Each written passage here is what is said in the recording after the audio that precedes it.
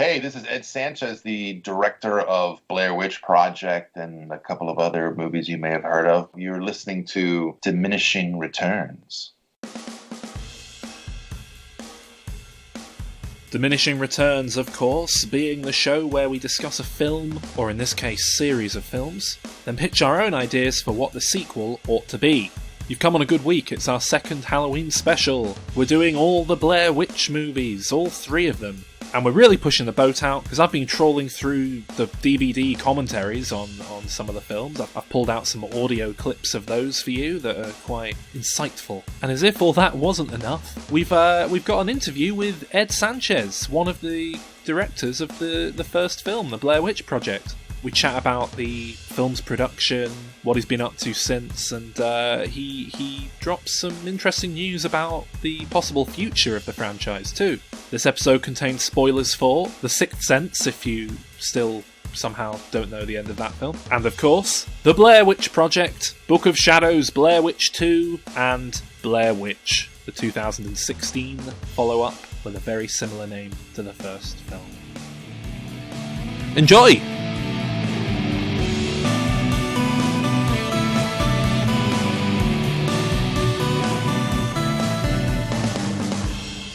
Woo! Welcome to the Halloween special of Diminishing Returns. Woo! With me, Alan, and Sol. Give us some Halloween spooky names. Oh yeah, sorry.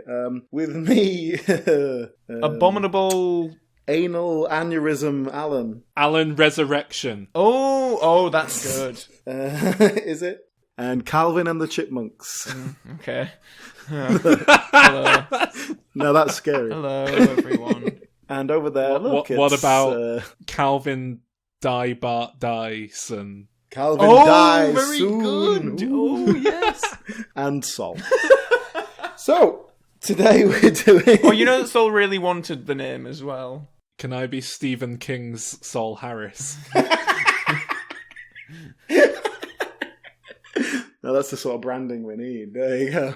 Anyway, Halloween, guys. Let's do something scary. Ooh, Blair Witch Project. Okay, we are doing the Blair Witch Project. This has been a long time coming. It is, yeah. This one's been on our slate for some time, hasn't it? And then we wanted to do it last year to tie in with the new film, but they only gave us like a month's notice that the new film was actually coming out, and I think by that point we'd already recorded our episode in advance or something, and it just didn't fit. And Yes, so we've been waiting for an opportunity to do it. Here it is, Halloween again. And we're looking at all 3. The Blair Witch Project, Book of Shadows, and Blair Witch. The good, the bad, and the ugly. I don't think that's entirely fair. No? Actually. But, no, actually, you know, I'm really looking forward to getting to the third one. But we should probably start at the very beginning. So, the first Blair Witch film, The Blair Witch Project, it is going to be forever enshrined a little moment of cinema history just because of what it achieved, like it or hate it. And so let's have a good old discussion about it, eh? You two are a bit young to have experienced it first time round, aren't you? Probably? I don't know. We would have been about 9-10 years old when it first came out. I'd have shite myself if I'd watched that when I was 9. Sol, how did you? Because we would have been about 9 years old when this first film came out. yeah, When did you see it for the first time? Were you aware of it when it came out? I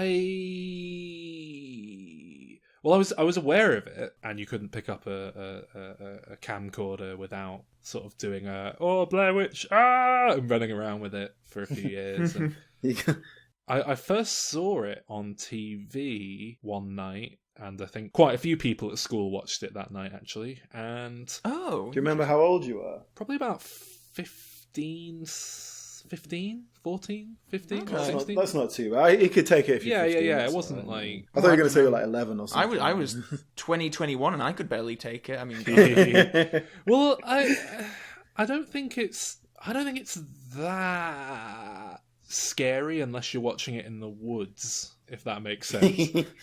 There's some really haunting ideas in there. It's certainly, if I was in the woods at night, I'd probably think back to bits from it, and it might help scare me up a bit more. But I don't think it's that scary to just sit and watch it. Oh, I think it's terrifying. I remember. So, do you remember we went to see this together at a film festival in Leeds, and I believe one of the producers was there, and it was Robin Cowie. Because I remember there was one point he asked the audience about, in a sequel, would you like to see more of the same or something completely different?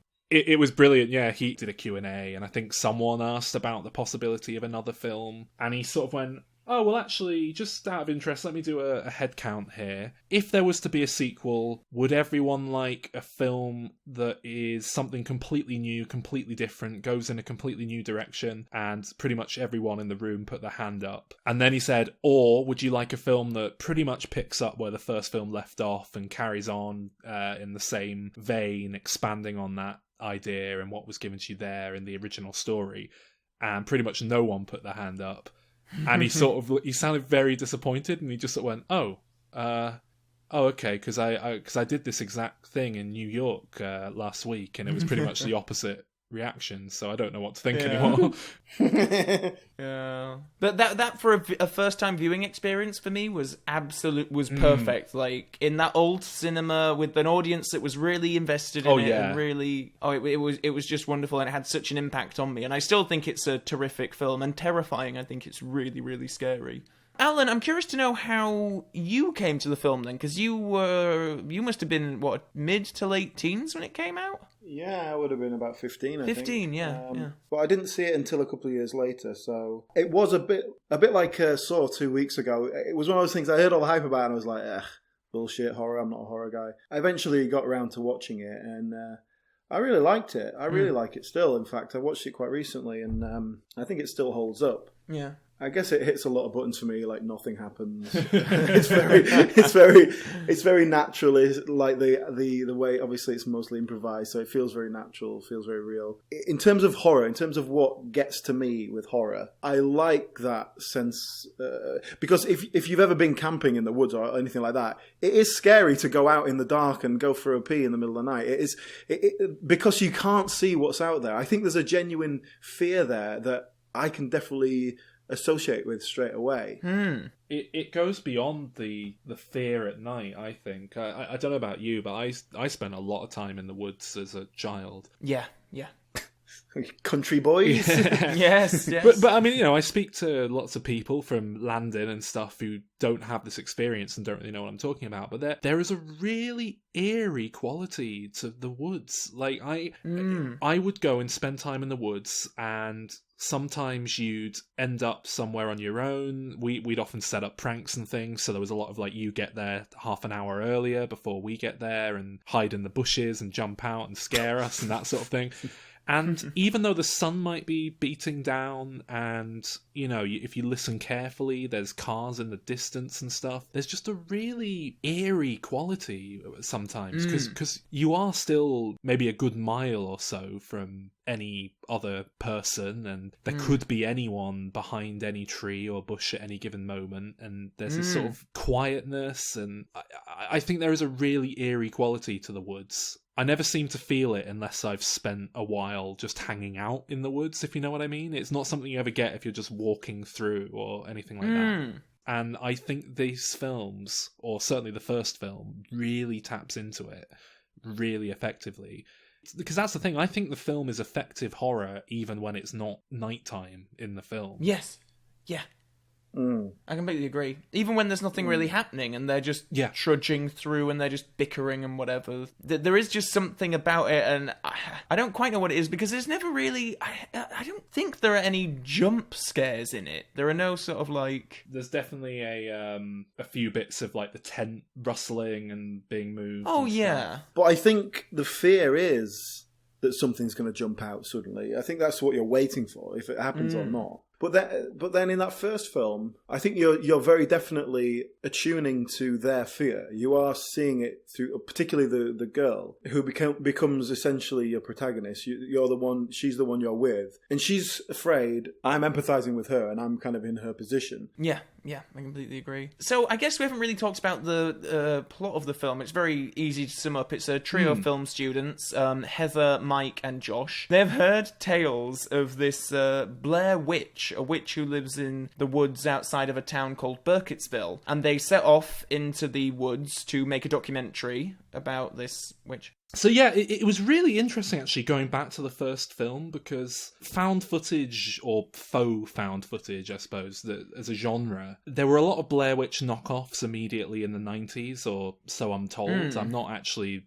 particularly aware of any by name, but people always talk about how many films ripped it off immediately in the wake of it. Yeah, I mean, I don't think it's necessarily to the extent that the entire hour and a half of film was shot through a video camera, but there were definitely films like in Halloween Resurrection. The big unique selling point about that one is that they put cameras on the heads of the victims and put them in the Michael Myers house, and so you see a lot of the film through their sort of perspective on video cameras and whatnot. Paranormal Activity is... Well, that's I was going to say, that's the thing. It seemed really to me that found footage as a genre took off in about 2007, 2008. And initially it was almost like, oh, what, you're doing a Blair Witch spoof? People weren't even kind of on board with the idea that could be done in a film that wasn't the Blair Witch, because I suppose it was such a definitive example of that as a thing, although there are films that I'm sure we'll mention in a bit that got to the found footage thing first. But yeah, it was just very interesting going back to it now that genre's kind of flared up and died down again. Because the opening, for example, feels so authentic of this film. It just feels like actual found footage. There's no real attempt to establish the characters, really. A modern film, and indeed the sequel, the third one even, spends a lot more time just making you aware of who these guys are, what the character is. Yeah. Even if it's quite superficial. And obviously you do have the brief bits in hotels and so on, but it really just feels far more true to its premise, I think, than a lot of more modern films do. And that makes sense, because it was the first of its kind, and after you've seen a film that purports to be real and all that sort of thing...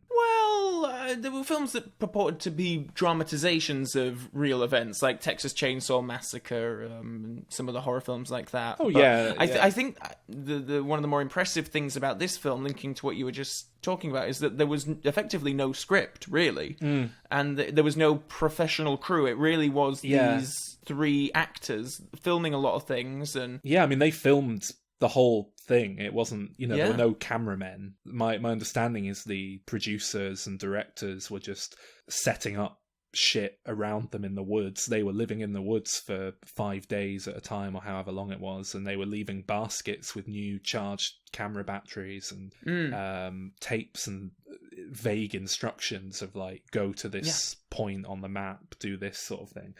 So it was almost like a manufactured experience, and we just got this video diary. And I think that really comes across. Another thing that I think really adds so much to the film, even though it's only 2 or 3 minutes at the start, is the use of real Burkittsville residents. There's loads of talking heads at the start, just being interviewed about the Blair Witch. And some of them are planted actors, but a lot of them are just local residents who were coming out on camera, and they were saying, so, do you know the legend of the Blair Witch? And they were sort of like, oh, well, I think my sister said she saw something in the woods once. And it just adds such a sense of authenticity to the film that wouldn't be there otherwise. It is this sense of blurring the line between fact and fiction, and I don't think they ever made the film intending to sell it in any particular way, but we have to acknowledge the fact that this film was a huge phenomenon. I think it was, at the time of release, the most successful film ever made in terms of money made percentage-wise compared to how much money was spent on it. I think Paranormal Activity has since topped the numbers there. The thing is, it was sold as a real bit of found footage. That was the gimmick. They marketed it as real. They marketed it as these actors have gone missing. And an unbelievable amount of people bought into it. I guess this is before internet and all that sort of stuff, or it was in internet's infancy. I think, well, that's it. It was marketed via the internet predominantly. Oh, yeah, it was one of the forerunners of that sort of thing. Back then, it wasn't easy to verify this sort of thing. So I think I heard something like 1 in 4 people who were surveyed on the way out of the film at some screenings believed it to be real. It is believable. Obviously, I watched it, I knew it wasn't real, but you can buy into it that it is real because of the way it's presented, because of the way they act, because it isn't sort of neatly wrapped up at the end or anything like that. It's kind of... And because... it feels like a real story. The first film really, really treads that line so expertly well between reality and supernatural. It really does let you have your cake and eat it too. If you don't like supernatural nonsense, then, well, it could just be a hobo living in the woods. It could be a madman who believes himself to be a witch doing horrific things. It could be anything. You know, the one guy goes missing, it could be him messing with them. And that's very scary, I think. But at the same time, what makes that scarier to me is this slight twinge of, but what if it is magic? Even though it obviously isn't, what if it is? And there's that extra element of horror there, and I think it's really, to this film's credit, it does such a wonderful job of hitting that tone just expertly well. Very, very few films I can think of manage that in the same way.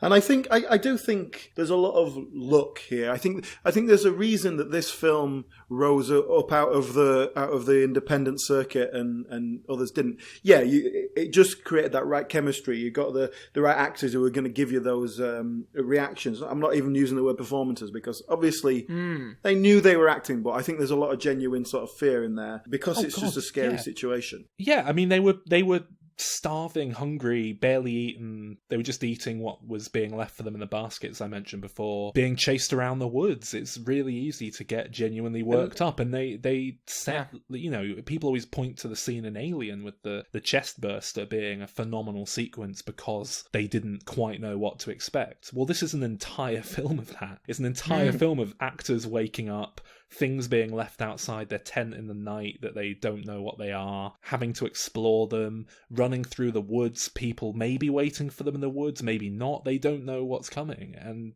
that comes across. And I believe the director set certain things up. So, for example, they got one of the actors and said, we've taken the map, you've lost the map. The others sort of find that out in the day. Oh, you've lost the map. And they get pissed off at him. And they don't know that the directors have sort of set it up, so to speak. And so that kind of annoyance and aggression is very real. And even just down to the most iconic bit of them running through the woods towards the end after things are making noise and touching the tent and so on.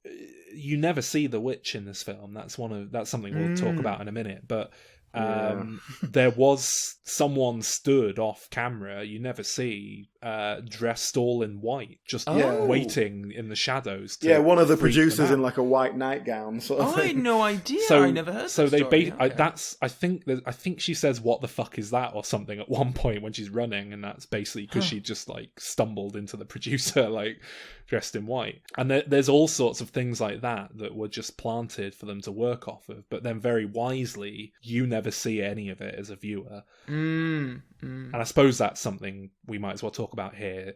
I mean, as I said, I saw this film for the first time on TV. A lot of people at my school watched it that night, and the next day I was pretty much the only person who seeed to like the film. And oh, really? For the longest while, I just used it as a gauge of whether or not someone was a capable film viewer or more like broadly. And that's not to say, you know, you can have perfectly fine taste in film and not get it, but the people who were dismissing this film were dismissing it for the most stupid reasons, and more often than not it came down not to enough killings. More often than not it came down to you never see the witch. You should have seen the witch at the end. And I'd say to them, no, you obviously shouldn't have seen the witch. And they were like, no, just for a second, you just needed to see it. And no, because the second you see the witch, it's just some someone in a rubber mask. And 17 years later, you got your proof. But the minute you see the witch, it ruins all sense of ambiguity, all sense of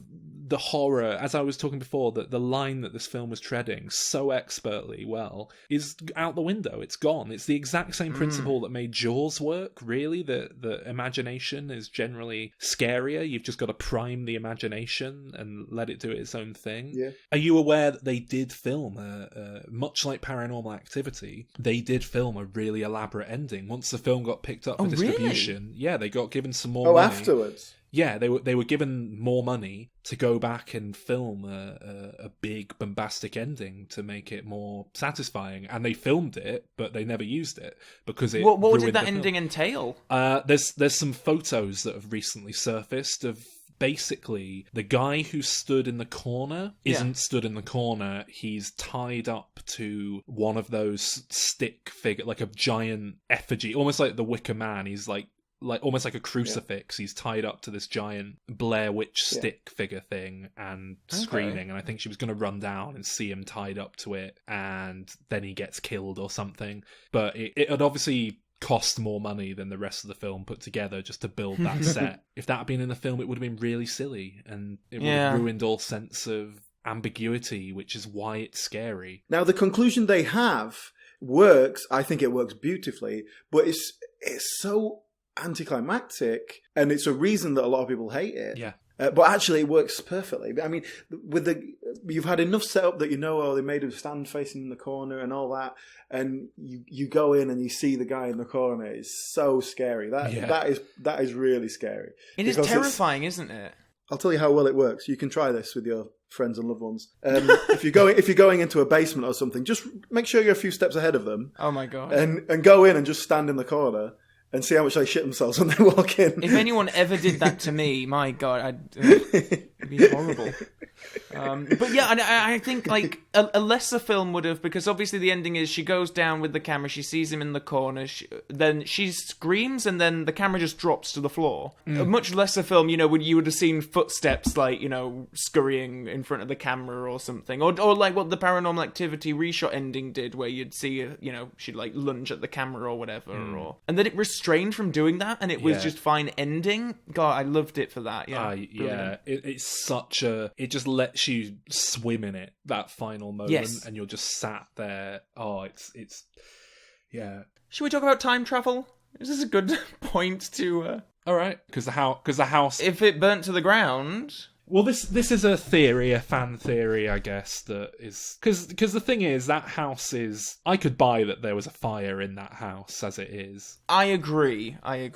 It's a shell of a house. However, the prominent theory, and the one that the third film certainly takes and runs with, is that there's some weird sort of time warp that the characters have fallen into, which goes partway to explaining how they've got stuck in the woods in the first place, and how there's this weird sense of like not even knowing how long they've been out there and blah blah blah blah blah. I think it was very much a fan theory and something you could work with in the first film, but it's now become canon. Well, the other thing about the whole ending thing and the guy being stood in the corner, that's something that one of the townspeople earlier on attributes to a guy that they mentioned called Rustin Parr, who was a child murderer in like the 1940s, and he would make one of the kids stand facing the corner of a wall while he killed the other one. That's not the Blair Witch. That's Rustin Parr, apparently, unless we are to believe that. But this is Rustin Parr's house. Yes.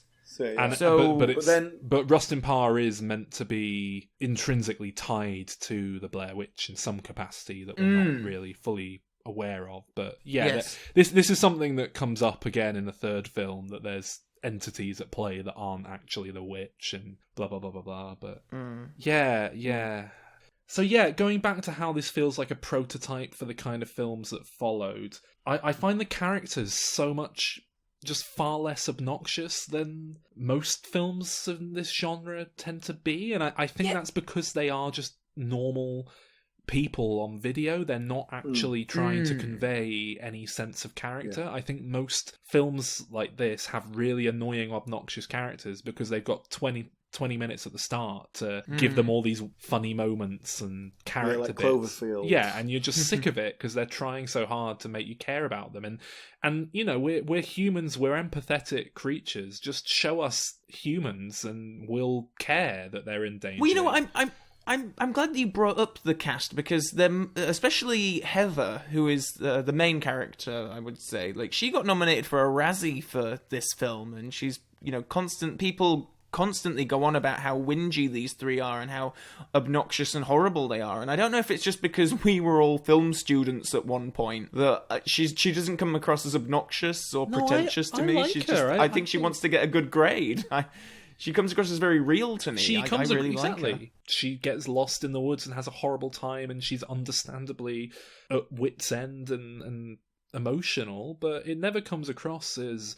I've seen enough found footage films. There are plenty of films with horribly unlikable characters and you don't care at all, but I never got that from this film, ever. There's the big scene where she does a monologue to camera, and I think she's very good at that, and she improvised that as well, bear in mind. She improvised the dialogue of, I'm scared to close my eyes, I'm scared to open them. I mean, that's better dialogue than you'll find in either of the sequels, which were properly scripted.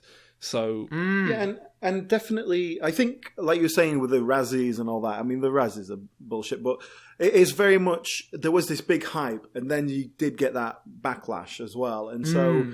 And there was a lot of people, because of the hype, went to see this great new horror film and came out going, "Oh, no killings." And then, and so I think there was a bit of a backlash. And I think the Razzies just, you know, they'll just hop on any kind of bandwagon they can get. Yeah. For comparison's sake, the Razzies gave Shelley Duvall a Razzie for The Shining. So as we spoke about, this film did practically invent a genre. The found footage genre. It popularised it. Should we? Well, that's it. Should we mention the films that led up to this point? Cannibal Holocaust is that is the sort of definitive. Yeah. That's the start of it. Cannibal Holocaust. Have either of you guys seen that? Oh yeah. Dreadful film. I haven't actually. No. I was going to say, it's maybe we can look at that one day. Absolute shit. It is horrible, isn't it? So, I'm really happy that you It's just horrible for the sake of it. Unpleasant gore for gore's sake, killing animals for the sake of it. Oh, when they kill that beautiful giant tortoise, it's just arguably exploitative of the tribes folk. It's just a horrible film, and it's not scary. It's not. No.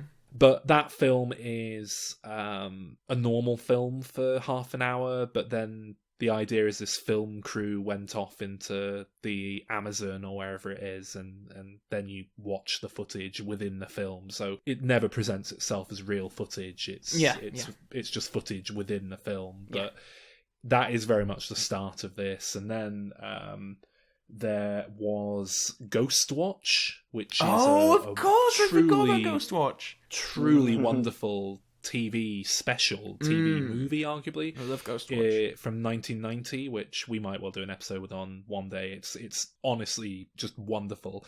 And allegedly, the directors of the Blair Witch Project had seen that and took influence from it. And you can get a sense of that, just building an experience rather than a narrative necessarily. Because Ghostwatch was full of little things like there's a ghost throughout the thing who is, you never see the ghost officially, but he is hiding in about 50 shots in the film, if you in crowds and stood behind places so you can just see his shadow, and you really do pick up on these subtle things that just give you a sense of there being something not right. And but just to be clear, for anybody who doesn't know, Ghostwatch was put out on TV as real. It was like, this is... Well, it was and it wasn't. We're doing a documentary into... Well, if you just came in... Much like the War of the Worlds radio broadcast that Orson Welles did, if you missed all the advertising, came in late, halfway through... You didn't buy the Radio Times. Weren't very discerning and didn't look at the end credits to see who was credited as the ghost and things like that, then you could totally buy it was real. But it was presented as real insofar as it was a spoof almost. It was presented by, is it Michael Aspel? It was Michael Parky. It was Parky. And Craig Charles as well, yeah. Yeah, like popular presenters of the day who would have done this exact sort of thing. It felt totally legit. And yeah, the other film leading into this is something I know you're a fan of, Alan, The Last Broadcast. Have you seen that one, Calvin? I've never even heard of it. What is it? It's very much the blueprint for the Blair Witch Project, to be totally honest.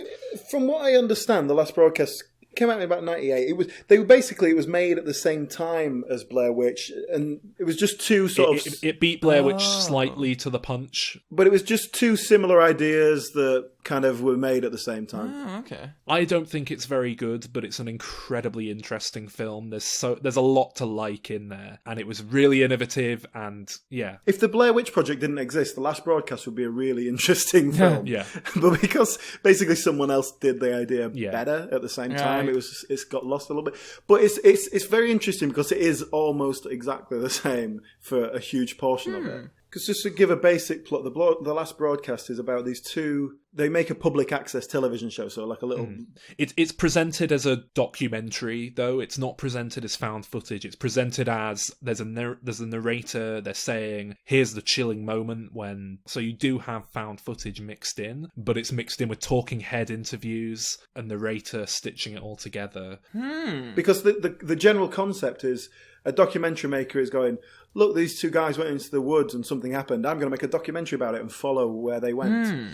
And then I've got their footage, so I'm going to drop that in as we go along. Yeah. And The Last Broadcast very much does try to create an ending, a sort of climactic ending, and very much fails in that attempt. Okay. Well, we can stop fawning now. Before we get to the second one, are you guys familiar with the abandoned... Basically, the directors wanted to make a follow-up film. And I think this might have been after the second one, actually, that they were really pushing to make it. The production company went, right, that film did really well, let's make a sequel. And the directors went, well, hang on, let's just give it a minute, let's figure out an idea. So the studio went, well, we're making a sequel, good luck with you, whatever you're doing, see ya. And so the second film, the directors of the first had nothing to do with.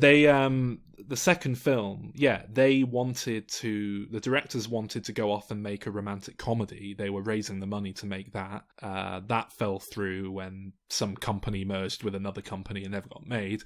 But because they were opting to just try and do something different with the opportunity they had off the back of that film before going back to the well, the companies involved weren't willing to wait 2 or 3 years for a new Blair Witch film and wanted it immediately the following year. So they ploughed ahead with their own thing. They hired a documentary filmmaker who he certainly didn't have much. I don't know if he had any narrative fiction experience.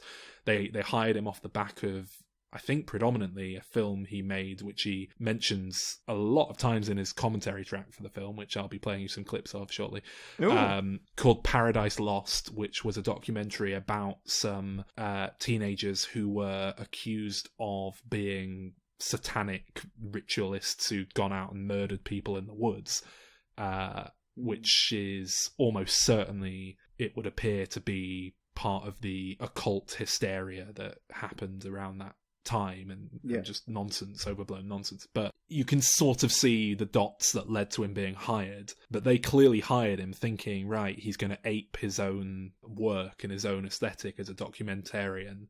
And he was sort of like, no, I'm going to do something completely different, and for whatever reason, no one seems to be stopping me, and we got the Blair Witch Project 2 Book of Shadows. When I first watched this, I thought actually that it was the original directors. I thought, they've tried to do a legit film. That would make more sense, like a proper film, because they want to prove themselves. And then hire us for the... And then I found out they weren't involved. And then, they hired this guy who was a documentary maker and has gone on to make many documentaries. He hasn't moved into fiction. This is pretty much his fiction thing that he did. But he has a real chip on his shoulder, which you'll hear in the clips. Brilliant. Okay. Because he does not like the way that the Blair Witch Project blurred the lines between fiction and reality. And he talks at great length about It seems that he's upset that they were aping his craft, but he also talks a lot, in some ways very prescient, and like, not to give him too much credit, but he says a lot of stuff about how blurring the line between what's real and what isn't is very dangerous, and we elect our politicians on sound bites, and who knows where that'll take us if we continue down this line. So that's very interesting, actually, because as a film student and a documentary, in fact, I wrote my undergraduate dissertation on documentary and the sort of reasonings behind it, the psychological influences of the filmmaker on a documentary. And basically, yeah, exactly. But basically, my point was that no matter what you do as a documentary filmmaker, you are influencing the subject, even when you sit down and edit it. And so I find the Blair Witch Project a very interesting example from a documentary point of view, because so much of it is real. They were really fucking with these people in the woods. But then it's also fake, you know? So I find that quite interesting. Well, Joe Berlinger, we haven't actually referenced his name, I think we probably should. Joe Berlinger is the director of Blair Witch 2. And writer. The documentary maker. So this second one, the Blair Witch 2, it's a famously awful film. It's a bad sequel, obviously. Yeah. But it's not even a good film. But it's famously like one of the worst films ever made level of bad. That's its reputation. Yeah. And I don't know if that's entirely fair. Yeah, I might make a bit of a defense for it in a minute, but given its reputation, it was a lot better than I thought it was going to be. Basically, this is a bad film. I do not think it's a good film, but it's a very entertaining, watchable film. And that's a lot more than I can say than a lot of films. So I would much rather have to sit down and watch Blair Witch 2 again than any of the Saw movies, actually, that I've just watched. So put it that way. And that's not to say, I'd even acknowledge that the Saw movies are probably better films overall. They're just more hard work to get through. Oh no, I really didn't like Saw 4 or 5. But so yeah, starting at the beginning, the first 5 minutes of Blair Witch 2 are a kind of faux documentary pieced together with real footage intercut with actors, and I love the first 5 minutes or so. Yeah. They return to Burkittsville. There's a load of real residents doing real interviews talking about how pissed off they are about the hysteria caused by the release of the first film and people who believed it and thought it was real. It takes on that's something we should add, actually. I think a lot of people were really confused by this film because it acknowledges the release of the first film as a movie.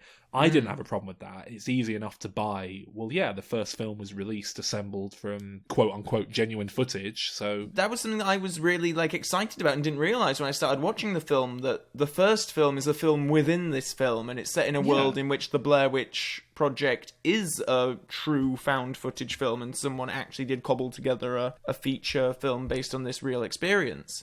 And I thought, brilliant, that's a really good way to start this, yeah. I love the opening, and it evokes the feeling from the first film, but it's giving you something new. And then the hook of this one is, it's essentially a traditionally shot film, but they call it a reenactment, which I think is a great idea. I just think it's something that they probably shouldn't have done until Blair Witch 5, when they're kind of running out of ideas. And the other problem is, it doesn't feel like a reenactment. It feels like a feature film. It feels like, it's shot like a movie. It's clearly got millions of dollars behind it. These reenactments are done on the cheap for TV, and not to mention that the reenactment appears to be shot using the real life people playing themselves, because they set up a few of them in the opening crawl in the talking heads bit, in the quote-unquote real footage. So it doesn't really work. It's not thought through very well. There's a load of obnoxious bits of editing and flash cuts thrown in there. Listening to the commentary that I did for preparation, that appears to all have come from the studio, and the director wasn't very happy about it, but he didn't stick to his guns enough, I guess, to not have it. So you have all these annoying smash cuts of things and what have you. Marilyn Manson at the start was also a studio thing he didn't want. So it seems like he was very much a new, inexperienced director who was made to make a lot of choices that he's not happy about in the finished film. Ultimately, I think this film is a good idea done very badly. And it's a shame. And so, what are the broad strokes here? So we pick up Blair Witch was real. There's a guy running a kind of fan tour. Which is an idea that I love. That he takes people into the woods on the Blair Witch experience. There's a rival group they run into at one point that I love that are doing the same exact thing, and I don't quite know why they couldn't both stay in the same area overnight, but for some reason they can't. And they basically black out, don't remember what happened over the last few hours after a night of heavy drinking and drugs and what have you. So it's a bit odd that they're so weirded out by it. That did bother me, that they were so freaked out. And even when they started to find footage of them sort of dancing around, and like, oh my God, I can't remember whether this happened. It's like, you were off your face. You were doing drink and drugs. Like, okay, the fact that you all blacked out is unusual, but maybe you got some heavy shit that you didn't even realise. What really annoys me is one of the things that really upsets them is when they wake up from blacking out in the woods, one of them's there, or two of them rather, are there researching a book that they're writing, and their book is torn to shreds, and it's snowing paper, how they shoot it. Yes. And they're like, oh my God, our book, this is awful, we're ruined. And someone says, well, what, don't you have a copy? No, this is our only copy. Who in their right fucking mind takes their one copy of a book they're writing that's got a deadline coming up that they're now not going to be able to meet into the woods on a hiking expedition? It's going to get wet. It's going to get soggy. I mean, who would take that anyway? It's just difficult to carry. Yeah. And essentially the bulk of the film is they go back to the guy who ran the tour's home. He's got this big sort of studio building that he lives in. He's got a load of video editing equipment, which is, more impressive back then than it is nowadays, because it's very basic stuff. They're asking, like, can you reverse the footage? Why, yes, I can. As if it's, can you go one frame at a time? Oh, yes. Enhance. Well, at one point they do that. They enhance, and it somehow becomes like a completely different footage. But so the bulk of the film is just them sat around in this house going through footage very slowly, and weird shit's happening. With one of them starts acting a bit weird. Some of them are having weird dreams and daydreams, and it's all a bit. They're not. There starts to blur reality, and what's real, what's not. Although it came out in the year 2000, this might be the most 90s movie I've ever seen. Don't know what you think about that. The goth chick, the music, the style. Doesn't it feel like maybe a live-action Scooby-Doo movie was being made that fell apart, and they just scooped up the cast from it? Yeah. Now, every now and then, there's some handheld stuff in this film, particularly near the start. They take cameras with them, and you see through the camera. Those scenes, as few as there are like 10 times better than the rest of the film, and it just makes you wish the whole thing had been done like that. Yeah. Part of the setup for this is the guy takes loads of cameras out there and they film everything, and then obviously they use that later to look at the footage. But it was just like, look, you've got all these cameras, just do it as a shot footage thing. Well, this is the thing. The director goes on and on in the commentary about how he was trying to make a satire about blurring the line between reality and fiction, and how it's dangerous. Wouldn't that have worked better? Oh, and like I say, he's got a chip on his shoulder about aping documentary styles, and he didn't want to do that. He didn't want to just do that. He said he felt it'd be derivative of the first film, blah, blah, blah, blah, blah. But you can do all that satirization and making that commentary. You can do it more effectively if you make a mockumentary, essentially. If you Trojan horse it in there, like if you have them doing the exact same thing, going on a tour of the woods because the first film was so successful and commenting on it, but they're filming it themselves because they want to make the Blair Witch, because they want to emulate it. I don't know, it's such a missed opportunity. But like I say, you get the impression there was a weird breakdown in communication with the director, and he had a weird chip on his shoulder about what they'd done and wanted to do his own thing, and it's weird. I must say, I think the film missed a real trick by not having separate reenactment actors and like talking head real people. I think this film would be 10 times better if it was the same thing, but you had reenactment footage intercut with real, quote-unquote, real police videos of the interview. You know, the guy's being interrogated by a policeman. You have the security footage in the guy's house that he has, because he's got security cameras everywhere, and occasionally you see through the cameras. That's it, If you've got CCTV in the shop at one point, you've got some handheld stuff near the start. If they just had that, but intercut it with reenactment footage. But the thing is with this, I guess this is what the director was going for.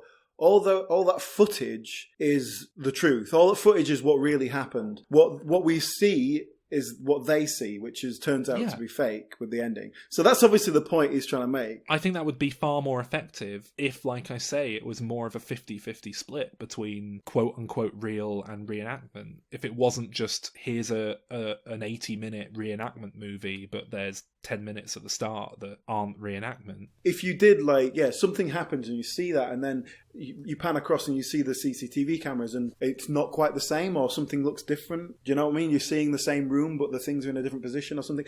Some sort of little clues that we go, oh, hang on, that doesn't quite sync up with what happened. How I would have done it is basically found footage until the point that the camera gets broken in the woods. That's when you switch to reenactment footage. You make a thing out of it. You have new actors in there that are different to the main people. You maybe even have some talking heads thrown in.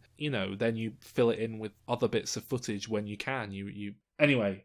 So in this film, we repeatedly see I don't know if it's meant to be the Blair Witch or just some creepy little girl the witch killed or something, but that's... Yeah, what is that about? Who is that supposed to be? It's just let's have a creepy kid in 1910 dress. It's such... Done up like The Exorcist. Come play with us, Danny. It's such total horror film bollocks that does not make any sense. It's not contextualized at all. One of the biggest issues I have with this film as well is that at the end, so the big thing is, as you say, there's a discrepancy between what quote unquote really happened and what the characters say happened, and the idea is these mass hysteria, and the hysteria of the first film got them whipped up into a panic, and the reenactment footage is this massively paranormal nonsense, but then you watch the footage and they were all just killing each other and stabbing each other and stuff. Now, there's a sense of ambiguity as to whether or not they were possessed or something. Yeah, that's definitely what I got the idea. There's a real cheapness, I think, to the fact that this film just says, this happened. No, actually, this happened. If this film wanted to work, those reenactment scenes needed to work better. Because what we see is a reenactment scene where something's happening, and then a different scene where completely different dialogue's happening, and the characters are going, oh!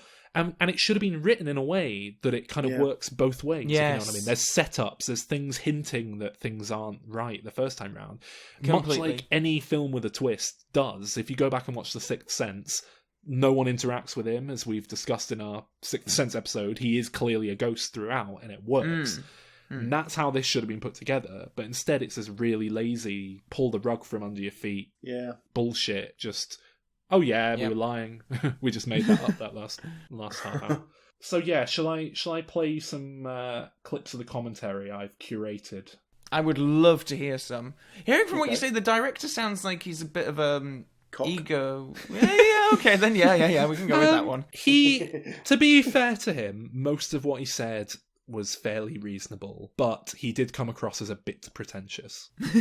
It seems, honestly, like he shouldn't have taken the gig. It sounds as if he was an opportunist. He took a gig on a film that he didn't really want to make, used it as an opportunity to make something else, and didn't quite manage to mesh what he wanted to do with what the thing ended up having to be, and the end result is pleasing nobody whatsoever. Oh, poor Joe Building, whatever his name. Right. This aerial comes straight out of Paradise Lost. In Paradise Lost and Revelations, we have aerial footage of the highway. That's just him talking about Paradise in my Lost. director's cut and in my script, there is no gore.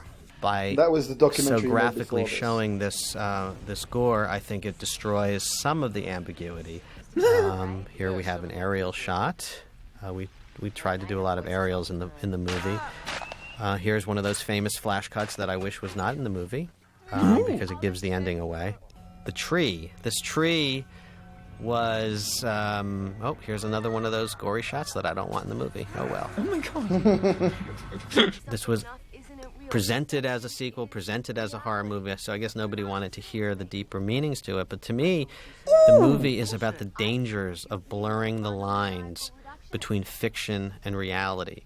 That is a very dangerous thing, my friends. Are these clips that you've edited together yourself? Yes. Okay, interesting. Yeah. Although some I will have to point out are just hilarious because he goes from one thing to the other, and I haven't edited them together, so I'll get to that in a minute. But I love that. Oh, there's a gory shot that I didn't want in my movie. I really liked that. Even though I love Marilyn Manson and actually filmed Marilyn Manson in a Rolling Stone special, and he's a big fan of Paradise Lost, the opening cue, I had Frank Sinatra's Witchcraft and no intercutting of gore. Satirical. Basically, I was satirizing the Blair Witch cultural hysteria that happened a year ago. The problem with putting all the gore, it creates this confusion of tone. The sheriff, for example, who I purposefully designed to be over the top, and by the way, his ponytail is reminiscent of someone else in Paradise Lost with a ponytail, for those of you who know Paradise Lost. This owl was the bane of my existence. We had to quick cut because the owl was so fake-looking, and I was very disappointed in the animatronics of it. If you look closely, the weather changes between shots. It was quite a problem matching. He does a lot of pointing out flaws in the film as well, which I quite enjoy. If you look carefully in a couple of shots, you see crew members behind certain people. I will cue you as to when that's going to happen, although we just missed a couple of times. Right there to the right. I actually love the footage in isolation, like it's great footage for my reel, but I'm not sure it belongs in the movie because it tarnishes. Given the fact that I am a handheld documentary filmmaker, I think a lot of people are surprised that I did not, including Artisan. I think they thought that I would shoot a movie that was a fake documentary like the first one. But more importantly, those guys are not documentary filmmakers, and it's okay for them. It's actually not okay, and it's one of the themes of the movie, but it's okay for them to do a fake documentary. I don't think it's right to tell people something is real when it isn't. When it was announced that Joe Berlinger, the documentary maker, was doing the sequel to the Blair Witch Project, I am sure everyone thought, okay, we're going to have more handheld horror in the woods. So, as I said before, the horror takes place not in the woods. The movie is shot in 35 millimeter. It uses mixed media and video, but for thematic reasons. It does not use the found footage technique. And I try to use a very theatrical style of camera work, over the top and theatrical on purpose, because to me that's very ironic. It's ironic that a documentary maker who has documented real evil in the woods is asked to do the sequel to the Blair Witch Project. So instead of pandering to expectations, I chose to defy expectations on every level. The dangers of blurring the lines between fiction and reality, because when you blur the line between fiction and reality, between news and entertainment, you run the risk, which is the moral of this movie, you run the risk of not knowing what the difference is between what is real and what isn't. And that's sort of the point of this whole film, is that if you so blur the line, if you can tell people something is a documentary and send them into the movie theater saying, hey, this is a documentary, and people run out of the theaters thinking it's a documentary because they're so undiscerning about the media they consume, and they go to Burkittsville, the real town of Burkittsville, and confront the locals and say, hey, we know the Blair Witch is real. I think we're going to get to the point in our society where we no longer know the difference. We elect our politicians on sound bites. So yeah, that was his big rant that I think gives the best impression of the chip he has on his shoulder with regards to the first film. And yeah, that's quite astonishing. But to give him his credit, what he says is sort of true. I don't know if it's quite fair to blame President Trump on the Blair Witch Project, but it's what you said sort of has happened.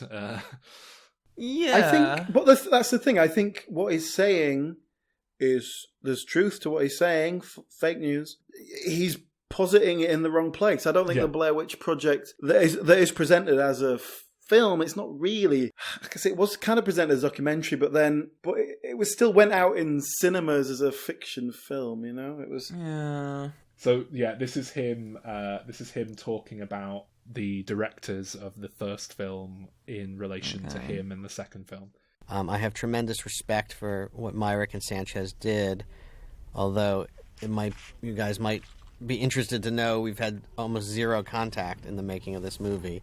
They read the script and didn't like it, and that was the last I heard from them until I handed in the movie and I heard they didn't like it, and Dan and I exchanged a few messages, but we've never really talked. So, their names are on the movie, but I don't really think they endorse it. But I do totally respect what they did, and I know they respect our documentary work. Wow. I think more film series should get directors who clearly dislike the very root and concept of the series to begin with. And I'm surprised not more people, talk about this scene, because I still think it was a more impactful ending to do it that way. But what do I know? I'm just the director. Twat. Oh my god. So irritating. Because I made some connections to Paradise Lost. Paradise Lost is about 3 Arkansas teens accused of devil-worshipping murders. It's really a powerful moment. Fucking witch. That's very good. Oh, I love that. I mean, it really is. It's the idea that he thinks it's a powerful moment at the end when it just isn't. They're just bickering, but then the guy just goes, "Fucking witch." Oh, that's hilarious. That is really good. Why did he do it? I don't think any of us expected to repeat the tremendous success that the first movie had. I don't think any of us expected to, take the world by storm. And I think it's a pretty good sequel to a horror movie. So I hope you enjoyed it. And check out Paradise Lost. Can I just say, by the way, that isn't even every instance of him mentioning Paradise Lost that's in the commentary. There's a few I didn't include. And it's not even every instance of him complaining about the shots of gore that were put in as well. Brilliant. That's the second one. Anything else to say there? It wasn't as bad as I thought it was going to be, but it was still terrible. And I think I like it less now that I've heard the director talk about it. So Book of Shadows killed the franchise, and last year, surprisingly out of nowhere, it was revealed that they'd gone and made a sequel, a more conventional, straight-up sequel. Yeah, so they shot this film in secret, weirdly, under the name of The Woods. Do you know about this? Yeah. It was all done very hush-hush, and and then I believe they screened it at Comic-Con, was it, or something like that? Yeah, just surprise. They knew it was going to be a screening of The Woods, but obviously it turned into a surprise screening of Blair Witch. They say they shot it in secret to avoid negative reaction on the internet from people complaining about the fact that they were making a sequel to the Blair Witch Project. Which seems odd. It's a weird thing. I think much more it was just a really cool thing to go, by the way, this is a secret sequel we've made for you to enjoy now. You only have to wait 2 months for it to come out. Yeah. I enjoyed that. Yeah.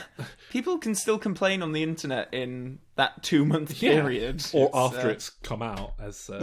Well, some people did spot it, didn't they? Because there was the stick figure. I looked into it. There were people saying that they believed it to be a sequel, but none of it had really caught on, and it wasn't wide. I wasn't aware of it, and I'm a big fan of Blair Witch as a franchise, so yeah, it passed me by. Yeah, I mean, because they put a trailer out using footage from the film, but it was edited weirdly and disguised the fact that it was even found footage, and they shot it in a different woodland specifically to avoid people thinking it was Blair Witch, because if they went, if a film crew turned up in the same woods, I guess everyone would know what they were doing.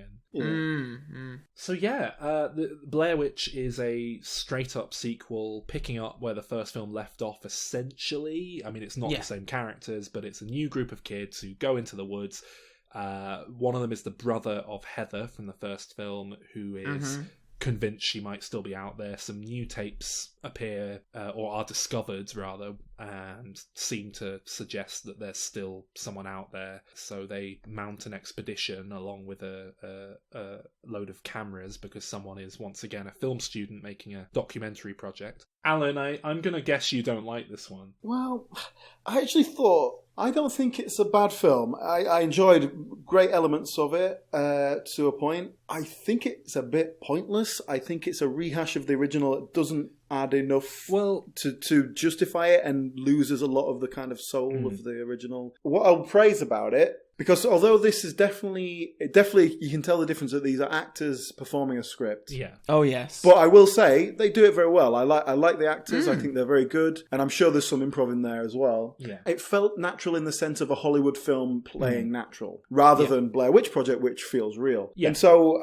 I was happy with that, and I could go with that. There is definitely a moment, and I'll see if you can tell where it is, an exact moment in the film where it goes. This is a moment where it goes from being for me, a decent horror film, where it lost me basically. Where I went from, okay, this is a perfectly good horror film. I'm liking the characters. I like the actors. It feels a bit sort of rehashed, but it's fine. To, you've lost me. Do you know where that moment was? When they snap the stick figure and it's like a full-blown voodoo doll and the woman snaps. Yes, that is the moment, yes. Oh! And that was the point where we go, there is no ambiguity at all here. There is paranormal stuff going on. And it just completely lost me. The tent suddenly flies up. And it's just like, well, all bets are off now. Anything can happen. And it's just nonsense. Before we get into this in too much detail, I'm just going to read some reviews out for this film to give a sense of how it went down.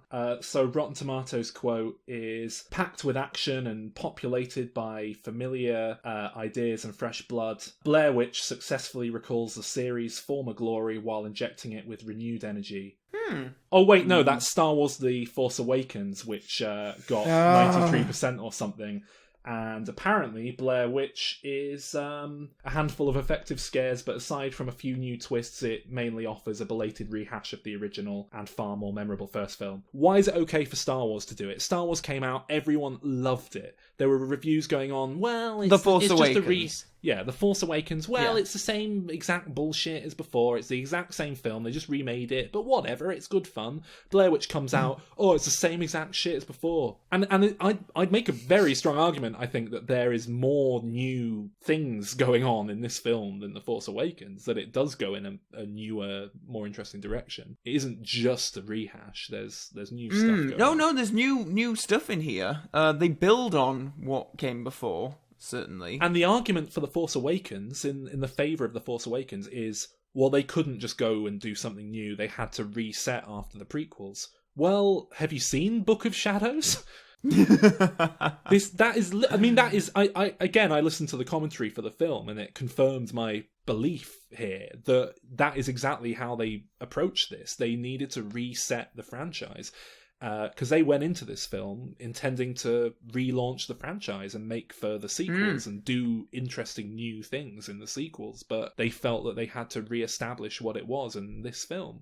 So that's why it's closely modelled on the original. I think it's a good film. I will. It's very rare for me to go against the grain so much and like the film. Normally I'm on the other end of it and people like it. I think it's shit, but I really like this film, and I think it is a genuinely good film. It is about as good a sequel as we could possibly have hoped for, and I don't know what people wanted. I don't know what people who were upset with it were hoping this would be. I would agree with you. I think we've got very similar reactions to the film, but just to go beyond what you were saying, not even just critics, audiences in general didn't take to the film at all. And when I was seeing the film for the first time... If anything, critics were nicer on it. Yeah. Well, I remember seeing it. I went, like I said earlier, when I went to like a View cinema, a chain cinema to see it. I was really into it, and the friend that I was with was really into it, and it was the kind of crowd that you'd get at an Insidious film or Paranormal Activity, that kind of thing, like, you know, late teens, early 20s, guys and girls going together. Yeah. And there were just so many times when, you know, an obvious scare moment would happen and you'd just hear like, huh, come from the back of the cinema, or some scoffing or something. And the ending was met with pure silence, which was eventually broken by like sounds of grumbling of, that was a waste of time. Oh God, what the well, that's weird because I had had issues with it, but I think it's overall a good effort, and I really like it.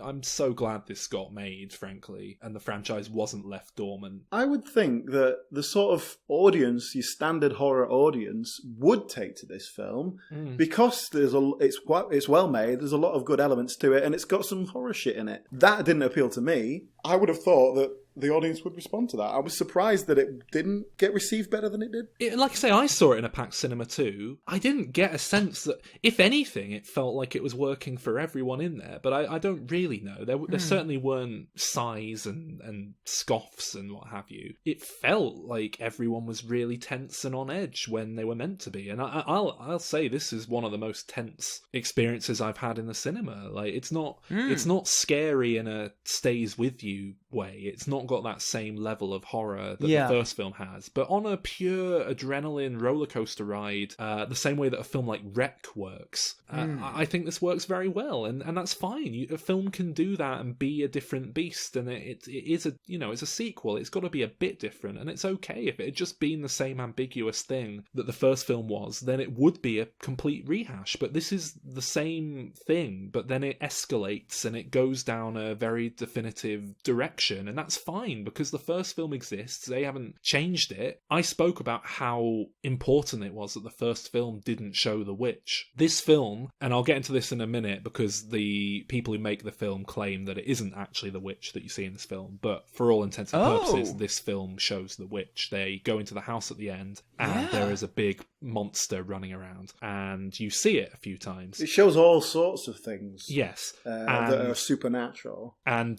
they've spoken in interviews on Twitter and on the commentary, they allude to it. That apparently is not meant to be the witch, and what the hell is it supposed to be? Near the start of the film, they talk about some story about someone being tried for witchcraft, and they take her out into the That is the witch. The stocks. No, that's Ellie Kedward. But the idea is that she was killed in the woods as a witch, and I believe officially the law is that the witch predates even her somehow. Oh, well, I thought it was her anyway, but I thought she was the witch. It's something they were setting up for sequels, I think, that this isn't actually meant to be the witch, and the witch is a different entity. Okay, that explains it, yeah. For all intents and purposes, it is the witch, regardless. In the sense of showing the supernatural or not, as we've talked in the first one, it very much shows it. There's a definite line we cross here. But I'm fine with that, because this is a sequel, and it had to up the stakes, and it had to pick a direction and go in it. Yes. And it couldn't just give us that same ambiguous thing that the first film did. So I think this is what I'm saying. I think it's picked a direction, and I don't like that direction. Fair enough. But having said that, what it does, I think it does pretty well. We should add that in between the second film and this film, actually, the directors tried to get a third film off the ground, which was going to be a prequel set in old witchcrafty witch hunting days, and it was going to be the origins, a conventionally shot film and just an origin story. And it's been likened to that film The Witch that came out a couple of years ago. I was going to ask if either of you had seen that. I saw it very recently. Yeah, it was meant to be very similar to that, I believe, tonally. But have either of you seen it? The Witch, yeah. What do you think? Tonally, nice atmosphere. Didn't really do it for me overall. It terrified me, but I thought it was very boring. Yeah, it had, like I say, I like the atmosphere, and I like what it was trying to do, but I just didn't think much of it as a film, as a story, and then at the end it just got silly in a way that completely ruined itself. But anyway, so they were trying to get the franchise going for a while, and yeah, so I mean, this film, it's a flimsy reason really for them going into the woods and filming again, but it's good enough and it works. And I love that there's a selection of cameras. I love that you've suddenly got all these different toys taken into the woods. That makes it a different beast to the first one. You've got the things they wear on their ears that are filming, basically a POV at all times. I love the inclusion of the drone. That was such a nice way to give the film a little bit of cinematic energy. And when it goes up into the sky and you see how remote they are, they're just surrounded by woodland. That's a really important moment in the film, I think, just to really sell that, because you never get that in the first film.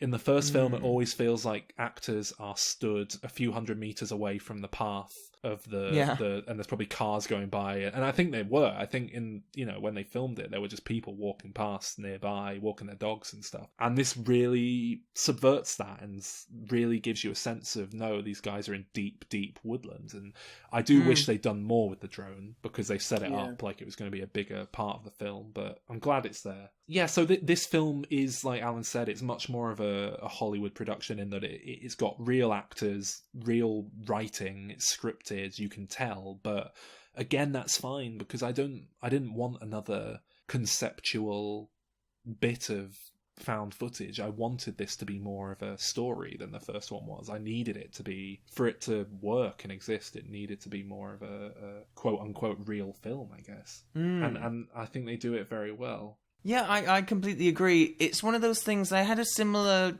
reaction to Scream 4, I think, in that I really loved it and appreciated it and was very happy for them to revisit a film that I really love, or a series that I really love. On the other hand, I'm very happy that it didn't do that well and there will be no more, because if they were to make more, it would... Not that seeing The Witch, as far as I'm concerned, seeing The Witch and Blair Witch spoiled the first one for me, but I just don't know how far down you go down the line before you do end up like Paranormal Activity, and it's all very silly and no one really cares anymore. Talking about seeing The Witch, are you familiar with I believe it was McFarlane Toys, who make all the action figures? Are you familiar with their Blair Witch action figure?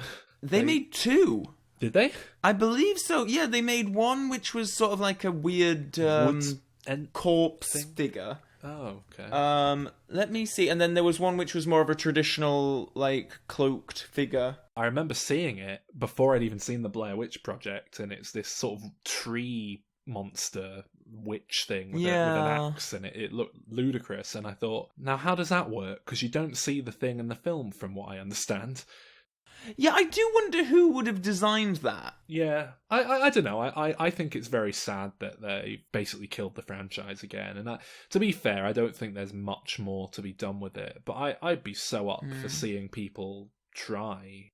Instead of just fawning over it, there are a lot of things I don't like in the film. So yeah, I don't like there's a subplot where one of the characters very early on cuts her foot open in the stream. Oh yes, and it's this running thing where she seems to be infected with some sort of evil almost that seems. Well, I thought she was going to transform or shapeshift or something. Yeah, I thought, when I was first watching it, that she was gonna become possessed by the witch and turn evil and be almost zombie-like or something, and they never really do anything with it.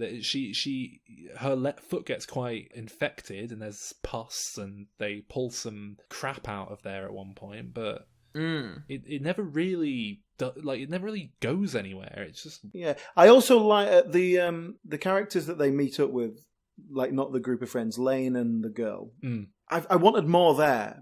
Like, Lane comes into it at the end. Like, when they come back and they're like, holy shit, you've I been love gone when for they 5 come days. back, though. I love that scene where they come back and they're like, it's been 5 days, what are you talking about? I really like this film. I mean, this film pretty much canonizes the idea that they're in some weird time warp in the woods and you get trapped in time. But I love the time warp stuff when it's subtle for the first half of the third film. So they wake up and someone goes, what time's your watch showing? It says here it's 2 p.m. How did we, we've just woken up. How does that work? And that's just a nice little moment where it's like, what the fuck? And then these guys show up and they're acting really weird, and they're talking about being stuck in the wood for 5 days and eternal darkness. The sun hasn't come up. And again, I love that. That's really cool because it's freaky and you're like, where's this going? What's going to happen? And then it doesn't quite. Then later on, they go into the house and you see like night and day coming and going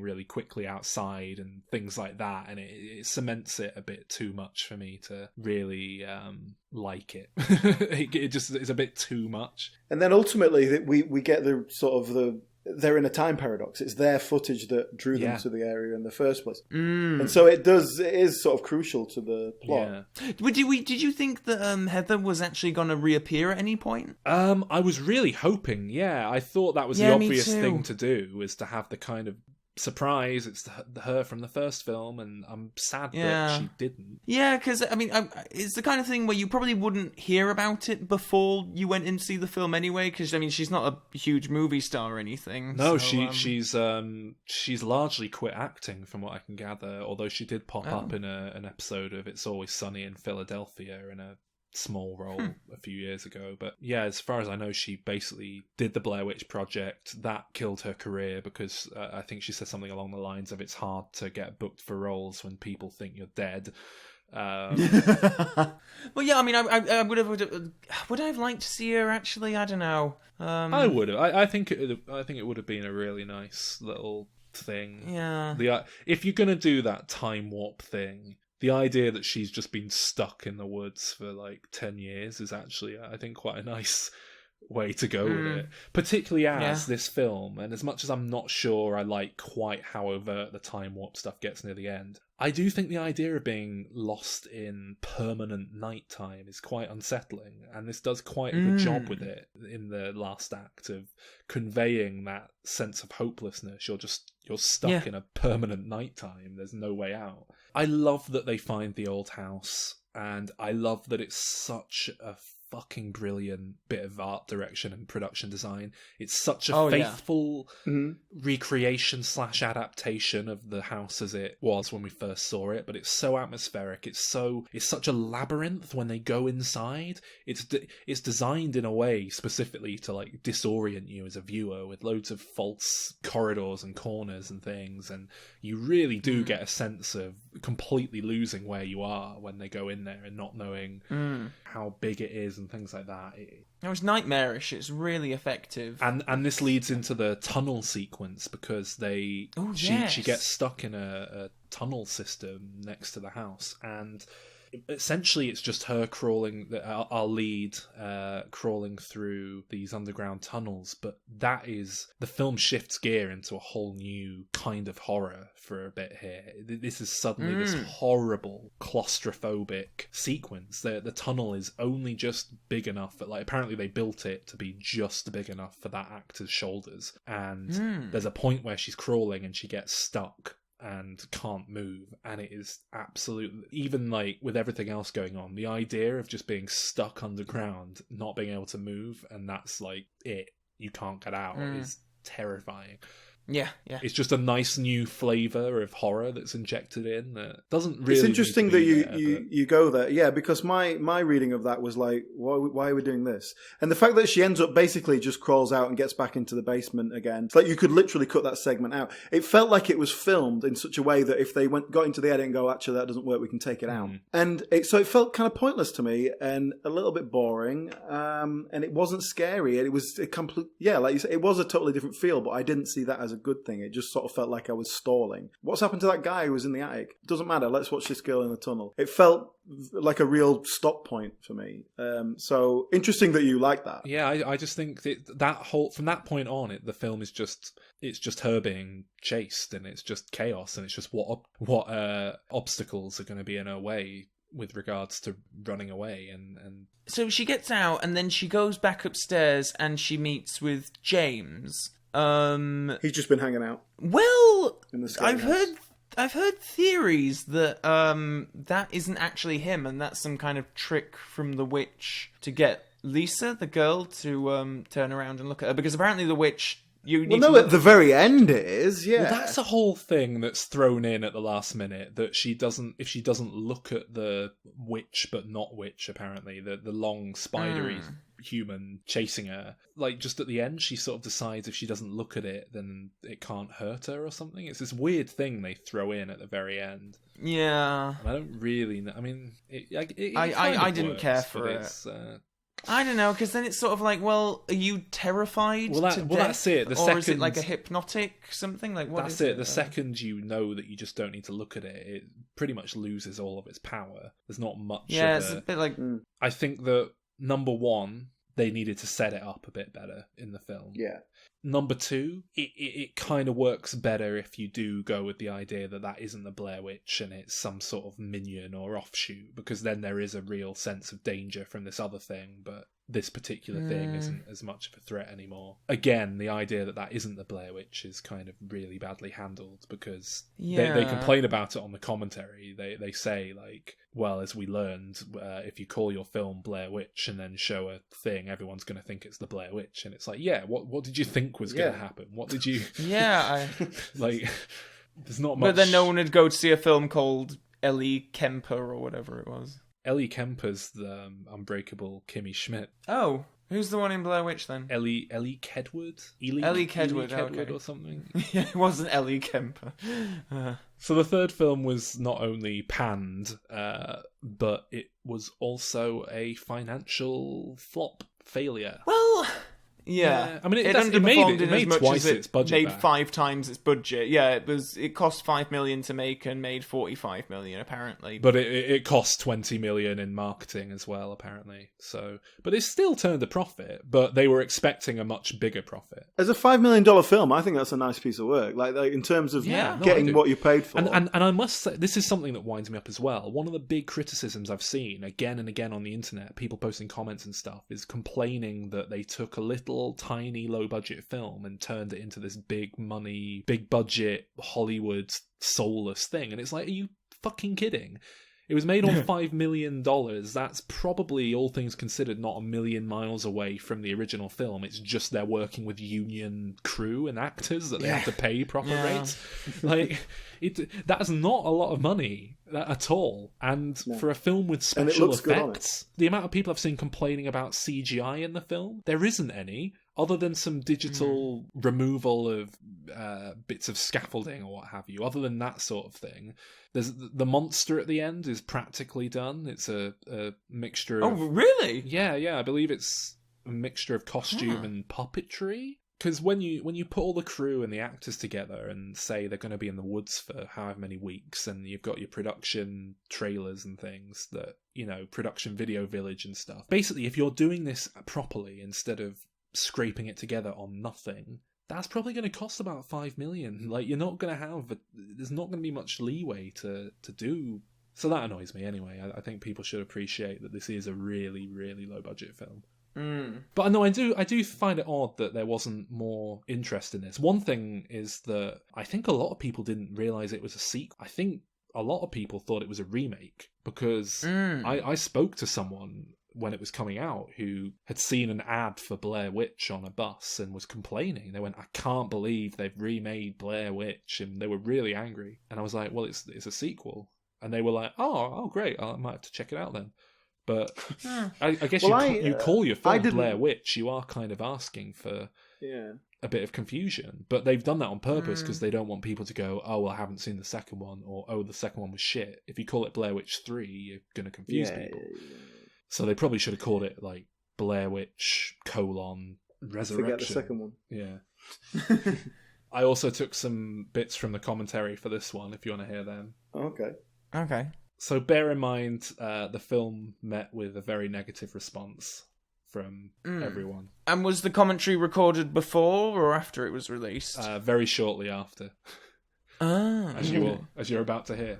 And if this were the opening weekend for Blair Witch right now, you'd be watching Sully instead. Yeah, you'd be in a theater watching Sully, and maybe you'd go online and then... But if you weren't watching Sully, you might be watching this over Bridget Jones and Snowden, but just barely. Soundly defeated at the box office. I was like, oh, I'm so sad. We're number 2 at the box office, and then she'd throw things at me. And, No, but see, I actually really was sad.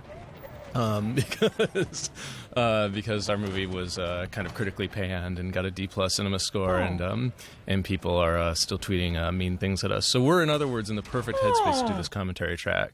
I did a bunch of things that I thought people would pick up on, but they didn't, and instead they hated me. What we discovered is that people who didn't like the first film had no interest in seeing our film, and people who did like the first film were outraged that we'd made any changes. Not only the found footage movie, or I guess like the brand that, kind of started it all, or the series that started it all, I don't want to call it a brand, Well, we definitely kept it from being a brand. Yeah, we torpedoed the franchise that only really existed when we made this film. Yeah, so. no, but You know what? Yeah, I think that this is the last film where I can do a bunch of jump scares, though. I've kind of realized. Well, yeah, I mean, I don't think anyone will let us anymore. I think there's actually like a law has been passed. Well, I keep. There's a kind of wonderful primal human fear to your technology not working and being lost and hungry in the woods.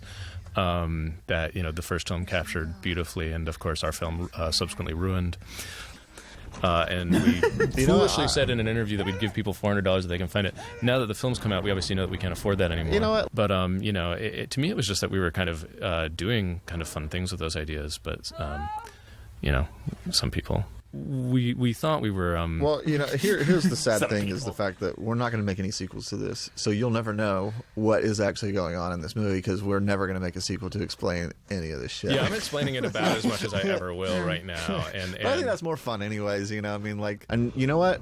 You're not going to get an explanation for these lights because you didn't come see this movie opening weekend, and so now you're just going to have to fucking wonder what is going on out there. Yep. No sequels. No answers no sequels. No answers.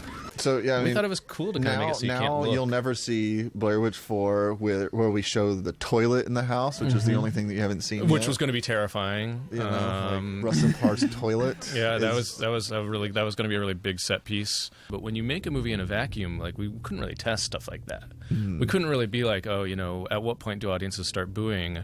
Do they wait till our names are on screen as per usual, or do they boo a little earlier? In which case, maybe we need to trim this shot. And and no one laughs anyway, so it doesn't matter. But I do want to say this: because audiences didn't go see this film in theaters, Peter will be in that house forever, standing in that corner. That's right. Because he never escapes now. Doesn't die, gets hit by a tree, ends up standing in the corner, still there. Do we have anything else we want to say, or do we just want to kind of just be kind of quiet sobbing for the rest of these credits? And I should say, I mean, if you're still listening to us speaking at this point, obviously, then you're probably a fan of the film, and so thank you, for listening to us, and obviously, and we're sorry. We're sorry that you won't be able to, see any more sequels to this film because you may be a fan, but you probably didn't show up on opening weekend, and we're still bitter about that. We're still angry about that. We made everyone's second least favorite Blair Witch film. Good night. So I saw it. Yeah, so did I. So there you go. A mixture of anger and disappointment from the writer and director of the third film there. I think more audio commentaries should be this warts and all. I think more people would listen to them. I do think it's a shame. I think if they had, from the sounds of it, they had ideas of where to go with it. And then on the commentary, they talk about how the third film needed to be this kind of franchise reset.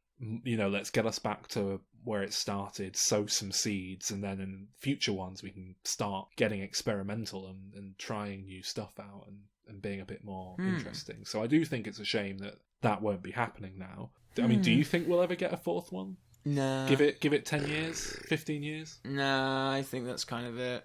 No, I think we'll probably get a I don't even know if we'll get a reboot. I think that's it. I think this is it for Blair Witch. I wouldn't be surprised if it happens, but it won't be for a while. It strikes me as something that might work as a TV series, like a Netflix thing or something like that. Yeah, maybe. If you can make that work, structure of it. Yeah, I was going to say, I could see it going back to being ultra low budget and straight to video even, or similar. Netflix would work for that kind of thing. I'd like it to. I'd like there to be more of them, but there doesn't need to be. I feel more satisfied now we've had the third one. That feels like it's certainly a high note compared to the second one to go out on, so... redeemed it a bit. There we go. Well, should we get some pictures then? Yeah, probably. I'll say that with a bit more enthusiasm, sorry. Well, should we get some pictures then? Shall I go first? Shall I kick us off? Yeah, go on then. All right. So as I've alluded to throughout this recording, that like if I were to make a sequel to this film, I would approach it as a conventional documentary. I would get narrator, interview talking heads, lean heavily on all that, maybe delve into the witch's history a bit more. But I think the best way to make that work would be to intercut it with some more found footage of some more characters, maybe the same characters if you can extend their story from one of the other films, but maybe just new characters. Yeah, just basically expand on the mythology, but in a slightly new format. Basically like The Last Broadcast, for anyone who's seen that. And you can dig really deep into the kind of old witch trial days and dig into that. You can have presenters looking through archives, old books, finding scary illustrations and old accounts. You can have reenactment footage of that stuff. That'd be good. You do the reenactments with like really shitty actors, and it's like obviously really cheaply shot. Yeah. Like you're doing those documentaries. Yeah. I like that. But like basically you've got an opportunity for just set piece after set piece, little scary set pieces that build the world. And if you want, you can weave more of a coherent narrative with some found footage mixed in, but I don't even know if it's necessary to do. I think, like, yeah, if you wanted a full-blown plot, then you do have a presenter of the documentary going through the archives and stuff, and in the last third of the film, they mount their own expedition into the woods, using a proper camera crew. You know, it's more Blair Witch, but with a professional film crew, basically. And I think that would give you a slightly different dynamic. So that's my broad idea, but I wasn't really happy with that because I haven't really fleshed it out properly. So I've got about 20 other ideas here, if you want them. Go on then. Right. Every Blair Witch way but lose. Clint Eastwood and friends go into the woods and get attacked by a magic gorilla. We've been having complaints recently about comedy pictures. The Gordon Brown Witch Project. God. Some former PMs go on an expedition into the woods to find Theresa May's lost party majority. It's gone missing. Blair Witch Perfect. Some people enter a singing competition in the woods. Sabrina the Teenage Blair Witch. It's a prequel. That one could work, actually. Lilo and Blair Witch. Lilo goes into the woods and adopts a Blair Witch, believing it to be a stray dog. Lilo and Blair Witch 2. Blair Witch has a glitch. That's the sequel. The Blair Witch Hiker's Guide to the Galaxy. That's Blair Witch in space. Hey. Blair Ritchie Witch. The Blair Witch inherits a vast fortune, and it's a fish out of water comedy with them trying to fit into contemporary society. Quite like that. Race to Blair Witch Mountain. That's just like wacky races I love that. Found footage. The 7-Year Blair Witch. That's another prequel. And Ramsey's Blair Witch in Nightmares, and that is Gordon Ramsay goes into the woods to sort out the witch's shitty house, because apparently it's a restaurant, but it doesn't get very much custom anymore. Just a few regulars, and so he has to turn it around for the witch. Okay. Well, if I can go next, because my pitch actually is a slightly more detailed version of something Saul just said. Not one of his comedy pitches, but something he said in his pitch. My proper pitch. Which was basically my idea was go bigger with it and get a full like TV crew in the forest. I think that'd be interesting. I think you'd get a good dynamic. Yeah. It just changed the tone enough. You'd be able to make it a little bit bigger, do a few different things, but it'd still have the same kind of idea behind it. And some older people as well, because we've only had like teenagers and young 20-somethings so far. So, you know, it'd be nice to have an adult in there for a change, see if they behave differently. So mine would be like essentially a direct sequel to the Blair Witch, in which, you know, new murders or at least new people going missing, and so it's reignites the interest. And so a TV crew goes down there, like America's Spookiest Mysteries or whatever, and they go there, and so you've got some good sort of colourful characters there. You got a load of techies like hammering cameras and stuff around, like a producer. The presenter of the show be a bit more colourful, a bit more personality, and then you have like within the scope of the show, they have like a team of paranormal investigators who are like doing little sciencey experiments and things like that. And then you could have the person who's like the spiritualist or whatever, who gets in touch with the world of spirits to communicate with it. And you could have all these elements, and you could have like conflict between them, like the paranormal investigators don't like the spiritualist because he's bullshit and they're real and all that. And I think that would create a lot of interesting ideas it could use. And then you've got a bigger cast, which means you can throw some of them out as cannon fodder like quite early on and have things happen. I haven't really got a great like sort of solid plot here because I think you just sort of get into that whole spooky shenanigans in the forest sort of thing. That's fine. Have you got 10 pun title ideas to offset that? No. But here's one thing I do think we need to see in the sequel: night vision. Yeah, night vision cameras. You could have some right fun with that. You could same principle, but you get a slightly different feel to it. I did think it might be nice if there were survivors at the end. And maybe like a proper confrontation between them and the witch, or them and whatever it is. We seem to establish at the end of the film that you can't look directly at this thing, but you can look at it through a camera or through a mirror, perhaps. So I like that there's sort of 18th century witch who's confounded by modern technology and doesn't really understand it, and they sort of can't understand that people are seeing her when they're not looking at her, and then you can use that against her. Travel through time. She can't understand. If she can travel through time, then surely she'd know about all this stuff. She can travel through time, but she's still just in a woods. Maybe she's from like an interdimensional void. We can tie it into it. Did either of you question if the witch was meant to be an alien at any point in the third one? Because that was a theory that was making the rounds. Well, when some of the lights happen out, it popped into my mind when the lights first happened. I did think like, oh, that's a bit extraterrestrial, and it does look like an alien. Is that what they're trying to do? I guess that makes as much sense as anything. Like I didn't exactly think that, but when I was thinking of pictures, I did think, Blair Witch in space. Oh, it could be alien. Like that could explain spooky goings on. So yeah, my idea there was a bit of a sort of a development of yours. Really, I've just thought of a new one. Oh, Paul Blart Witch Cop. No. That doesn't even make sense. Shall I do my pitch next? It would be to go back and do a prequel film based on Rustin Parr, the child murderer in the 40s. So it'd be so not the witch stuff, the murderer man. Yeah, oh god, yeah. You know what? Well, because if that ties into it, which the implication is it does.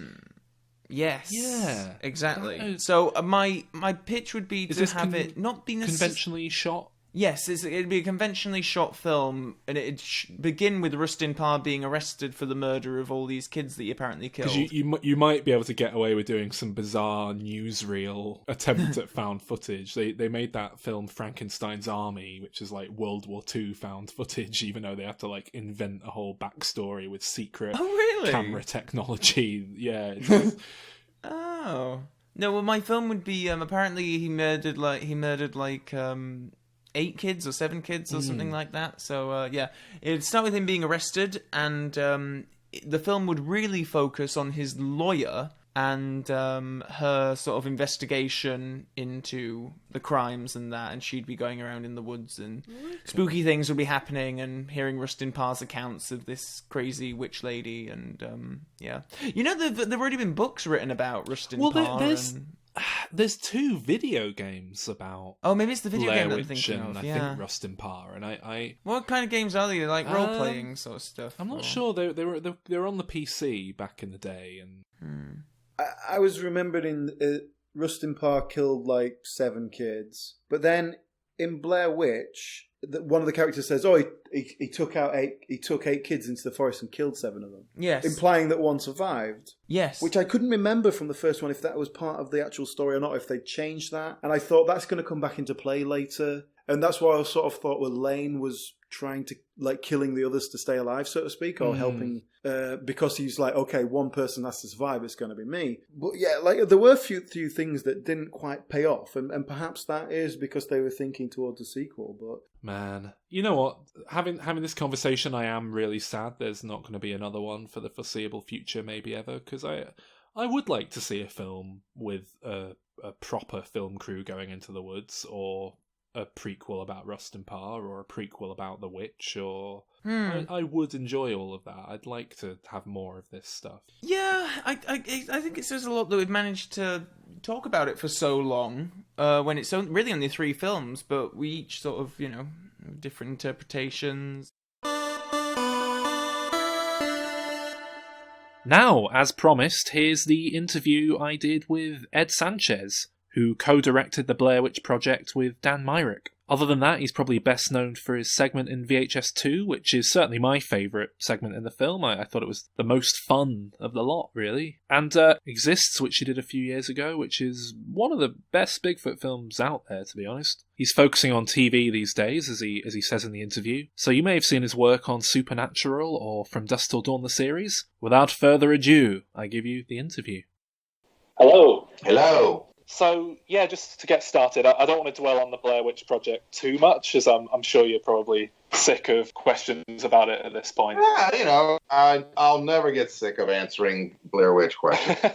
Oh, okay. Well, that's good to know. So first up, my co-host Alan wanted me to ask you to what extent you planned the film out in advance, or was it very heavily scripted, or did you just have a good idea of the tone and general vibe you wanted to create, then you kind of assembled the film in the edit from all the footage that came in? I suppose he wants to know, was it a film that was almost created after the fact? No, I mean, it was a kind of a combination. I mean, there was definitely, there was a script. The script just had no dialogue.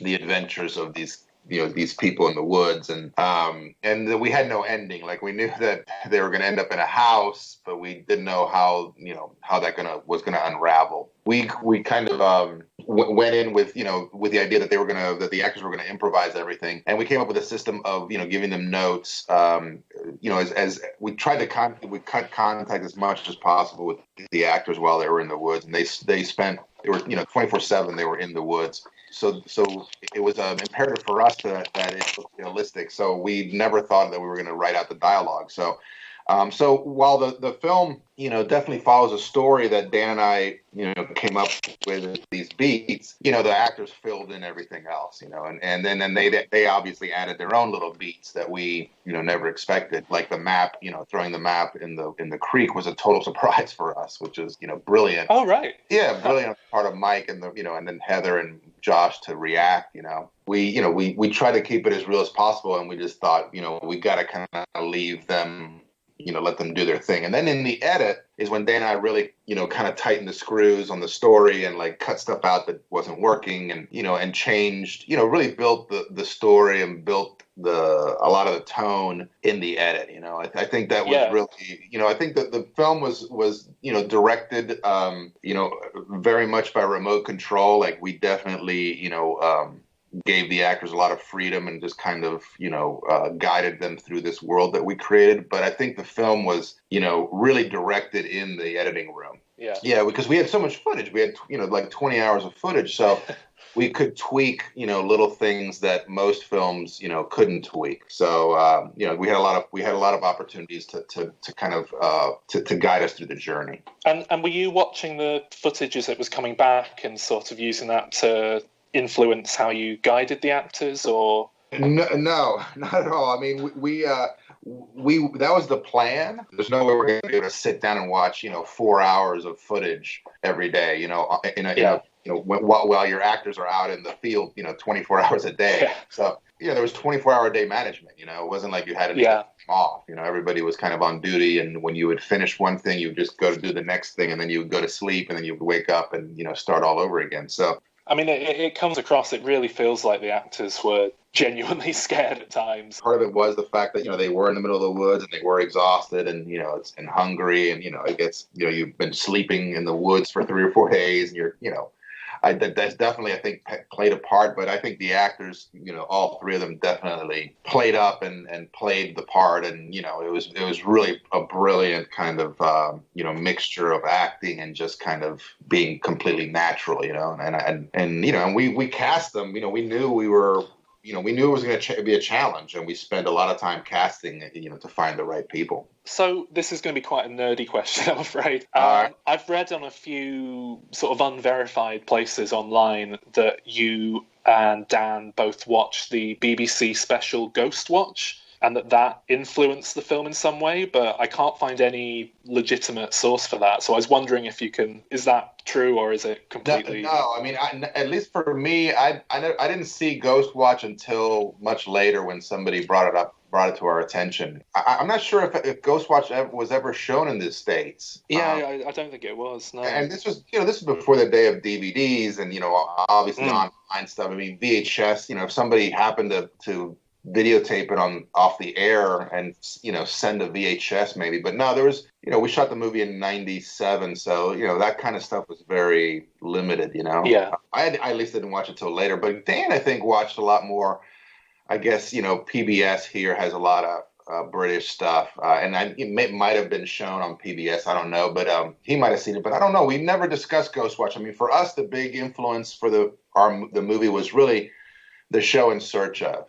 Oh, right, yeah. Is that the show with Leonard Nimoy? Am I? Yeah. Right? Yeah. We were like, can we make a feature length In Search Of, basically on these three people disappearing in the woods. That was the only thing that I mean, that was like the sure thing that Dan and I knew that first of all scared us as kids, still creeped us out as adults. Like even now, like In Search Of. In Search Of creeps me out. It's just the way the footage looks and the music, Leonard Nimoy's voice, and even though we met the guys who like created that, they were just making crap up, But even for us, that was the holy grail. So that was really what we were after. But I saw I don't think I saw all of it, but I've watched chunks of Ghostwatch. And it's pretty effective show, Yeah. I can't believe that aired. That's like one of those crazy things. I understand that at one point you and Dan were developing a follow-up of your own to the Blair Witch Project, a sort of prequel. What can you tell me about that? Well, it was we've developed a few different Blair Witch sequels. Oh, really? Yeah. I mean, it's obviously going into making the Blair Witch Project. We developed all this mythology, and as we were developing, we were always like, wow, it'd be cool to do a Rustin Parr movie. Do it in 1940s and shoot it in black and white, and that one really never. It was nothing more than just kind of an idea, But we definitely did develop a prequel idea. We pitched it to Lionsgate.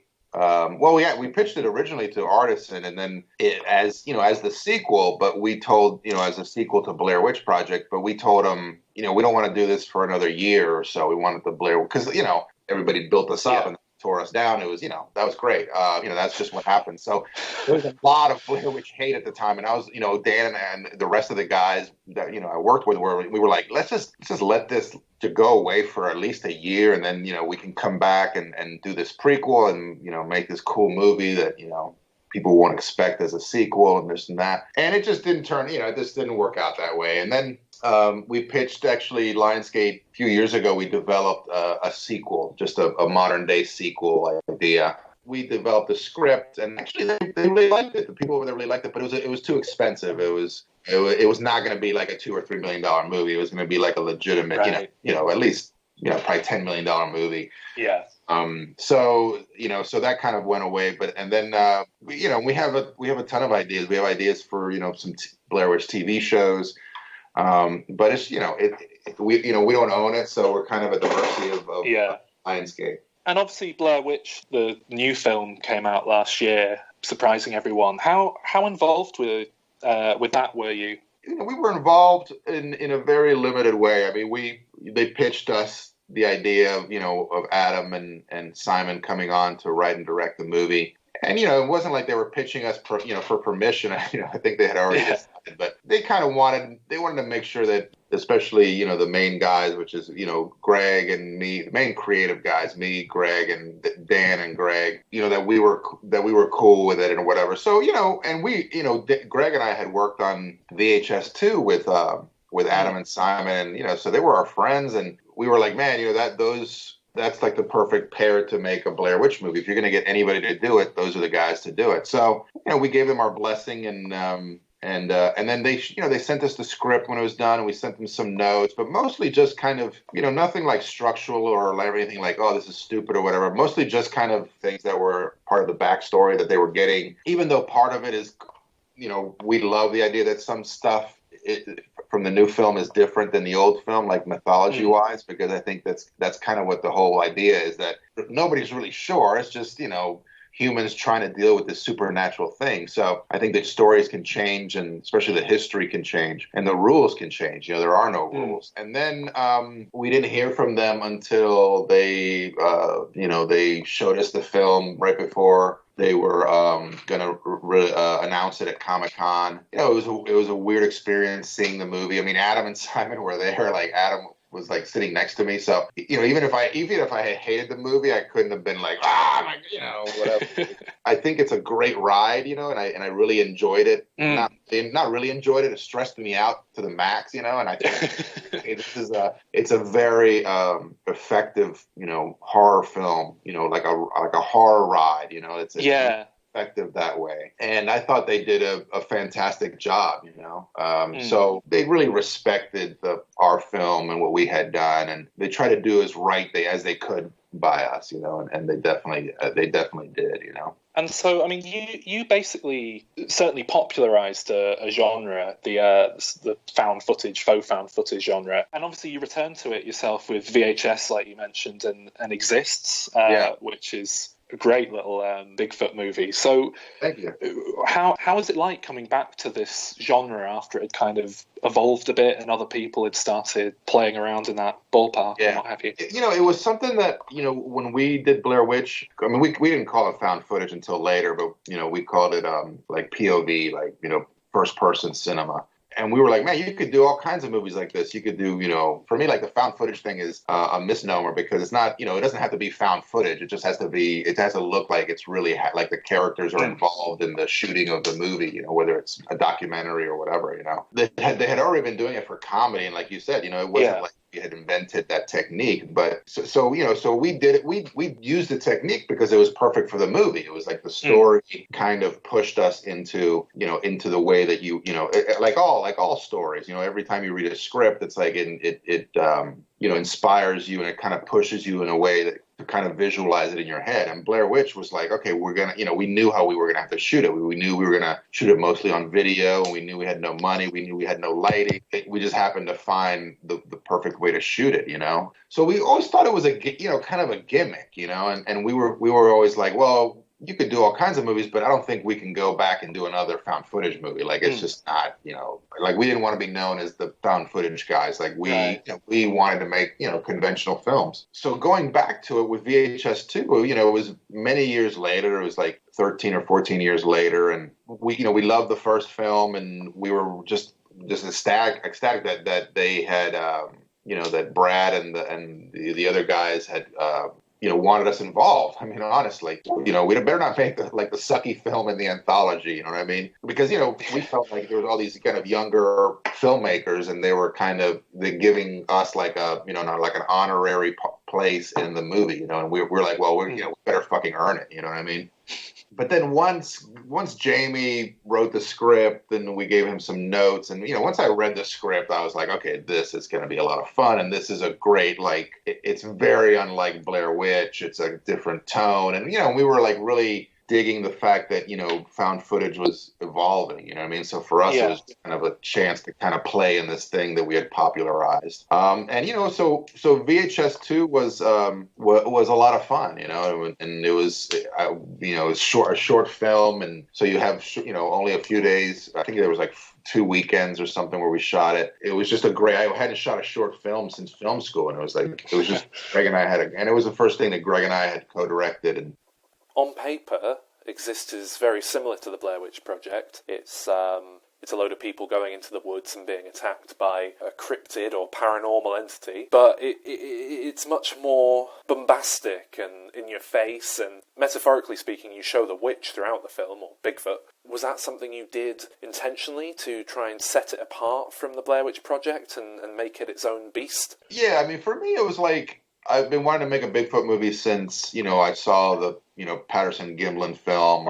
So I've been wanting to make a Bigfoot movie for a long time. And I always felt that, if you spent the money and you found the right artists, you could bring the Bigfoot to life in a really realistic way without having to use, computer nothing CGI, Oh yeah, some of the shots in that film are brilliant. When you see it kind of through the bushes and you just get these quick glimpses, it's brilliant.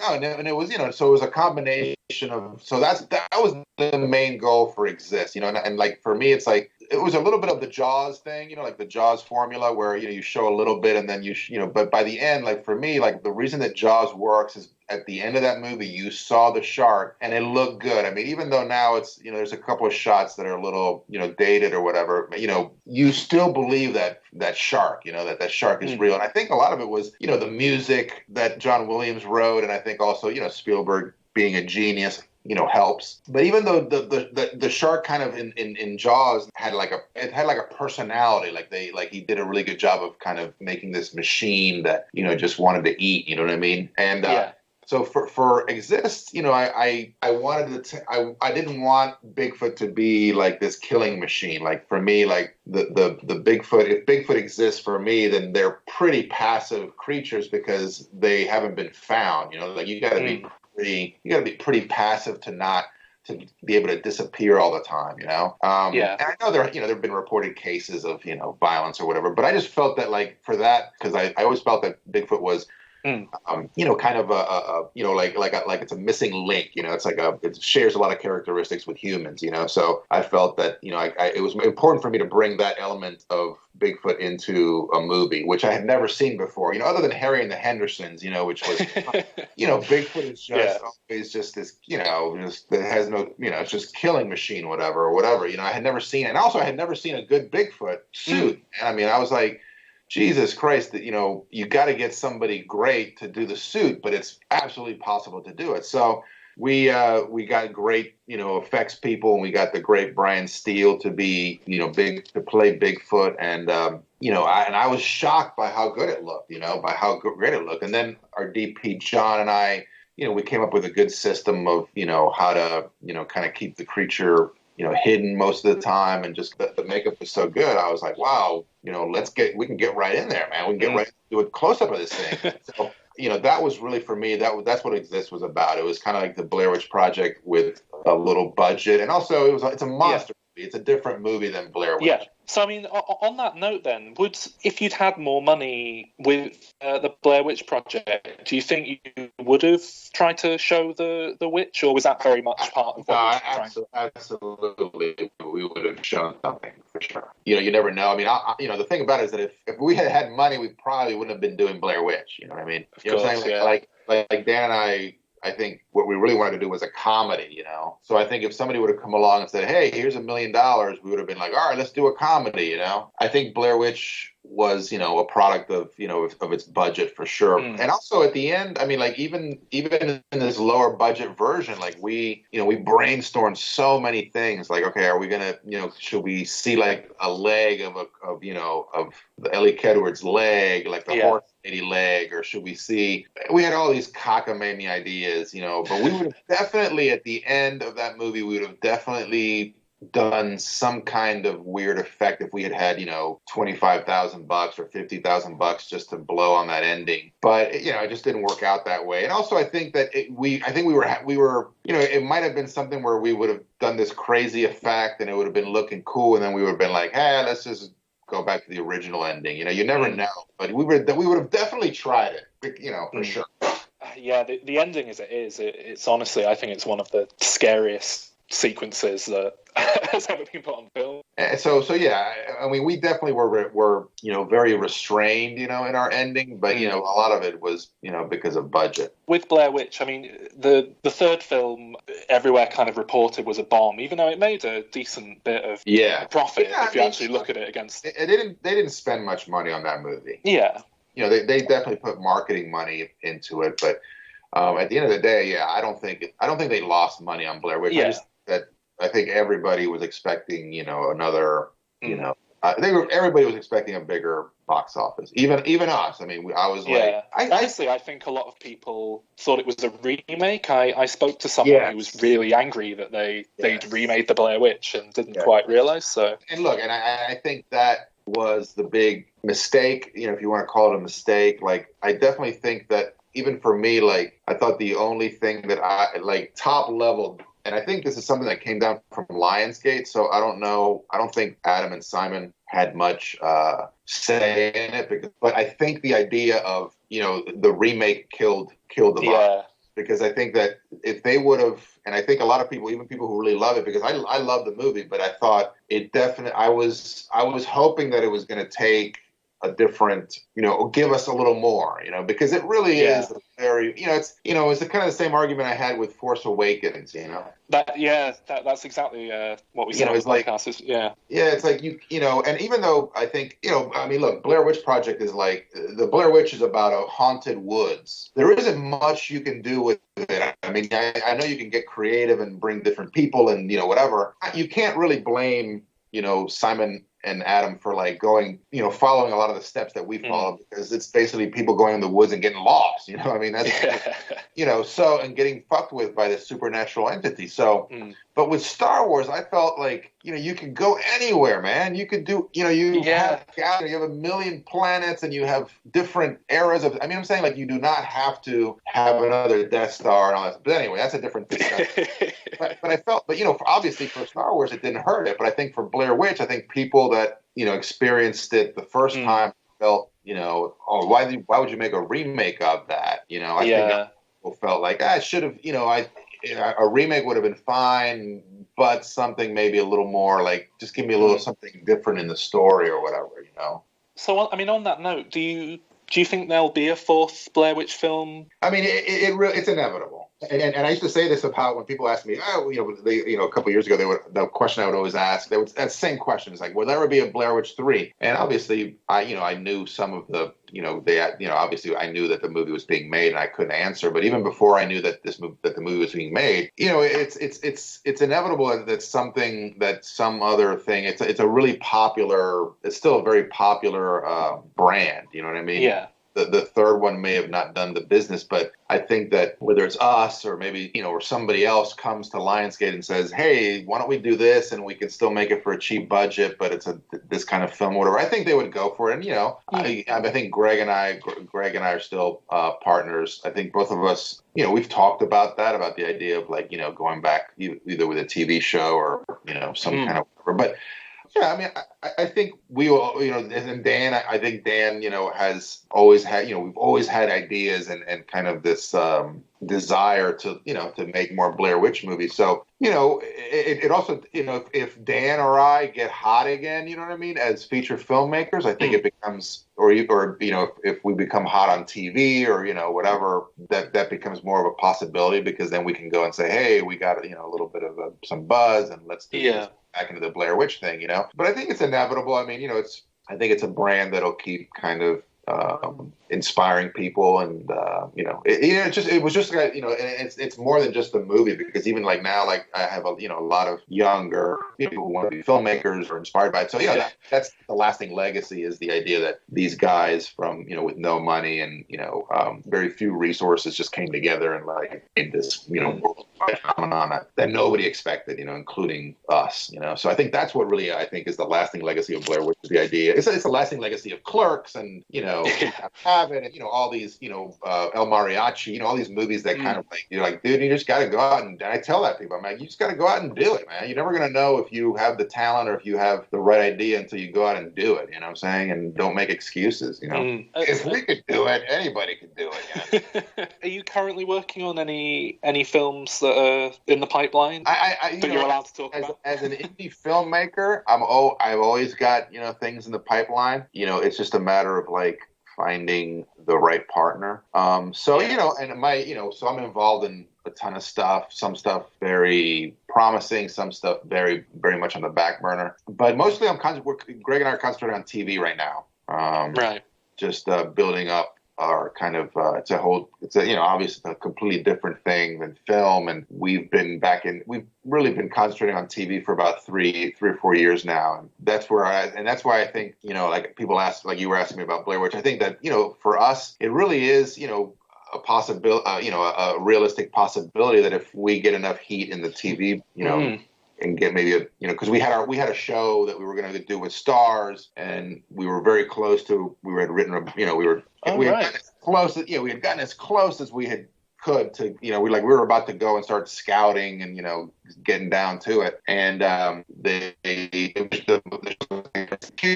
obviously the relations kind of fell apart once Castro died, once Trump was elected, so it died very quickly, or actually very slow, which was very painful. But so we got close there, so our thing is to try to get our own show, but I think for us, it's a very natural kind of thing to go and say, hey, let's do a freaking Blair Witch show, and you can say from the original creators, and we can bring in like a bunch of interesting directors to direct episodes. Would you see that as a kind of anthology thing with prequel episodes, or would it all be? Well, look, we haven't. I can't really discuss. Oh, of course, yes. Sorry. Yeah, I think that the idea of a Blair Witch anthology has always been very just a really interesting thing. Yeah, you're close. You're in the ballpark. But, and I think it's kind of one of those things that might be the more you think about it, you're like, that's kind of the perfect TV show, so we'll see what happens. But I think that's kind of the next big thing, I think, for Blair Witch, probably TV, unless. Did you hear about this Blair Witch Legacy movie? No.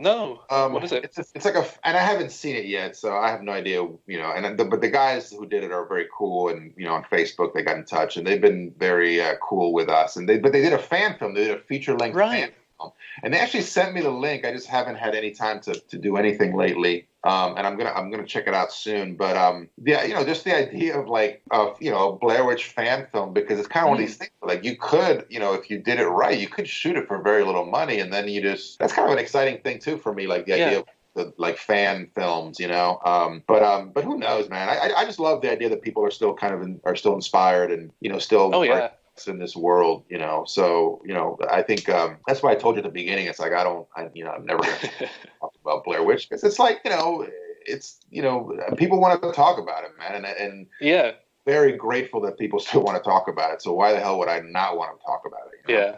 And it's a really cool idea, actually, just going back to the idea of a TV show. The more, like you say, the more you think about it, that's such a great idea, because the horror film TV show seems to be quite big at the moment, and there's all these great shows like Ash vs. Evil Dead and Hannibal, that kind of thing. And you have like this brand, that people recognize immediately. I think it's And did you see season 6 of American Horror Story? They kind of that took a lot of inspiration from you. Yeah, no, I haven't seen it. I watched a little bit of the first season of that show, and then I just probably binge watch it one day. Binge watch the shit out of it. Yeah, I've heard of it, man. I've heard that, and I saw some of the previews and advertisements, and it had kind of a cool vibe to it. But so yeah, man, I think that's kind of like the biggest for me. Like it's such a compliment for such a show like that to kind of be and still be a little bit inspired by something we did so long ago. Oh yeah, they had the little stick figures like almost exactly as they were in the Blair Witch Project and everything. It was full on. Is there anything you want to plug? No, not really. I mean, I'm doing TV. Like I have an episode of Lucifer coming up in November. That's finally airing, that we shot earlier this year. But other than that, man, I'm just trying to pay the bills, man. No, it's we still gotta wake up and work, man. So but everything's going well, man. I can't complain. Yeah, no, that's great. Well, yeah, thanks so much for no problem, man. Anytime, man. There we go. Thanks again to Ed for that interview. And thanks to all you listeners of the show. If you've enjoyed this episode and you haven't already subscribed, then do consider it. It's usually pretty good, I know I'm biased, but I think it's a pretty good podcast. If you're into film podcasts and stuff, go and subscribe on the old iTunes there, or whatever podcasting app you use. If you want to get involved in the discussion with us about the Blair Witch films, or indeed about any films really, then come and have a chat with us. We are of course on Facebook at facebook.com/Diminishing Returns Podcast, and we're on Twitter at DimReturnsPod, And of course, do go to our website, which is, where all the fun really happens. dimreturns.com. That's where you'll find updates about new episodes and the like. That's where you'll find a list of every episode we've ever done and a page accompanying it. We've got our ratings for the films on there if you want to know exactly how we felt about the films quantified. But subscribe, just spread the word. Blair Witch TV series, that's pretty cool, right? Happy Halloween. See you next week. Bye!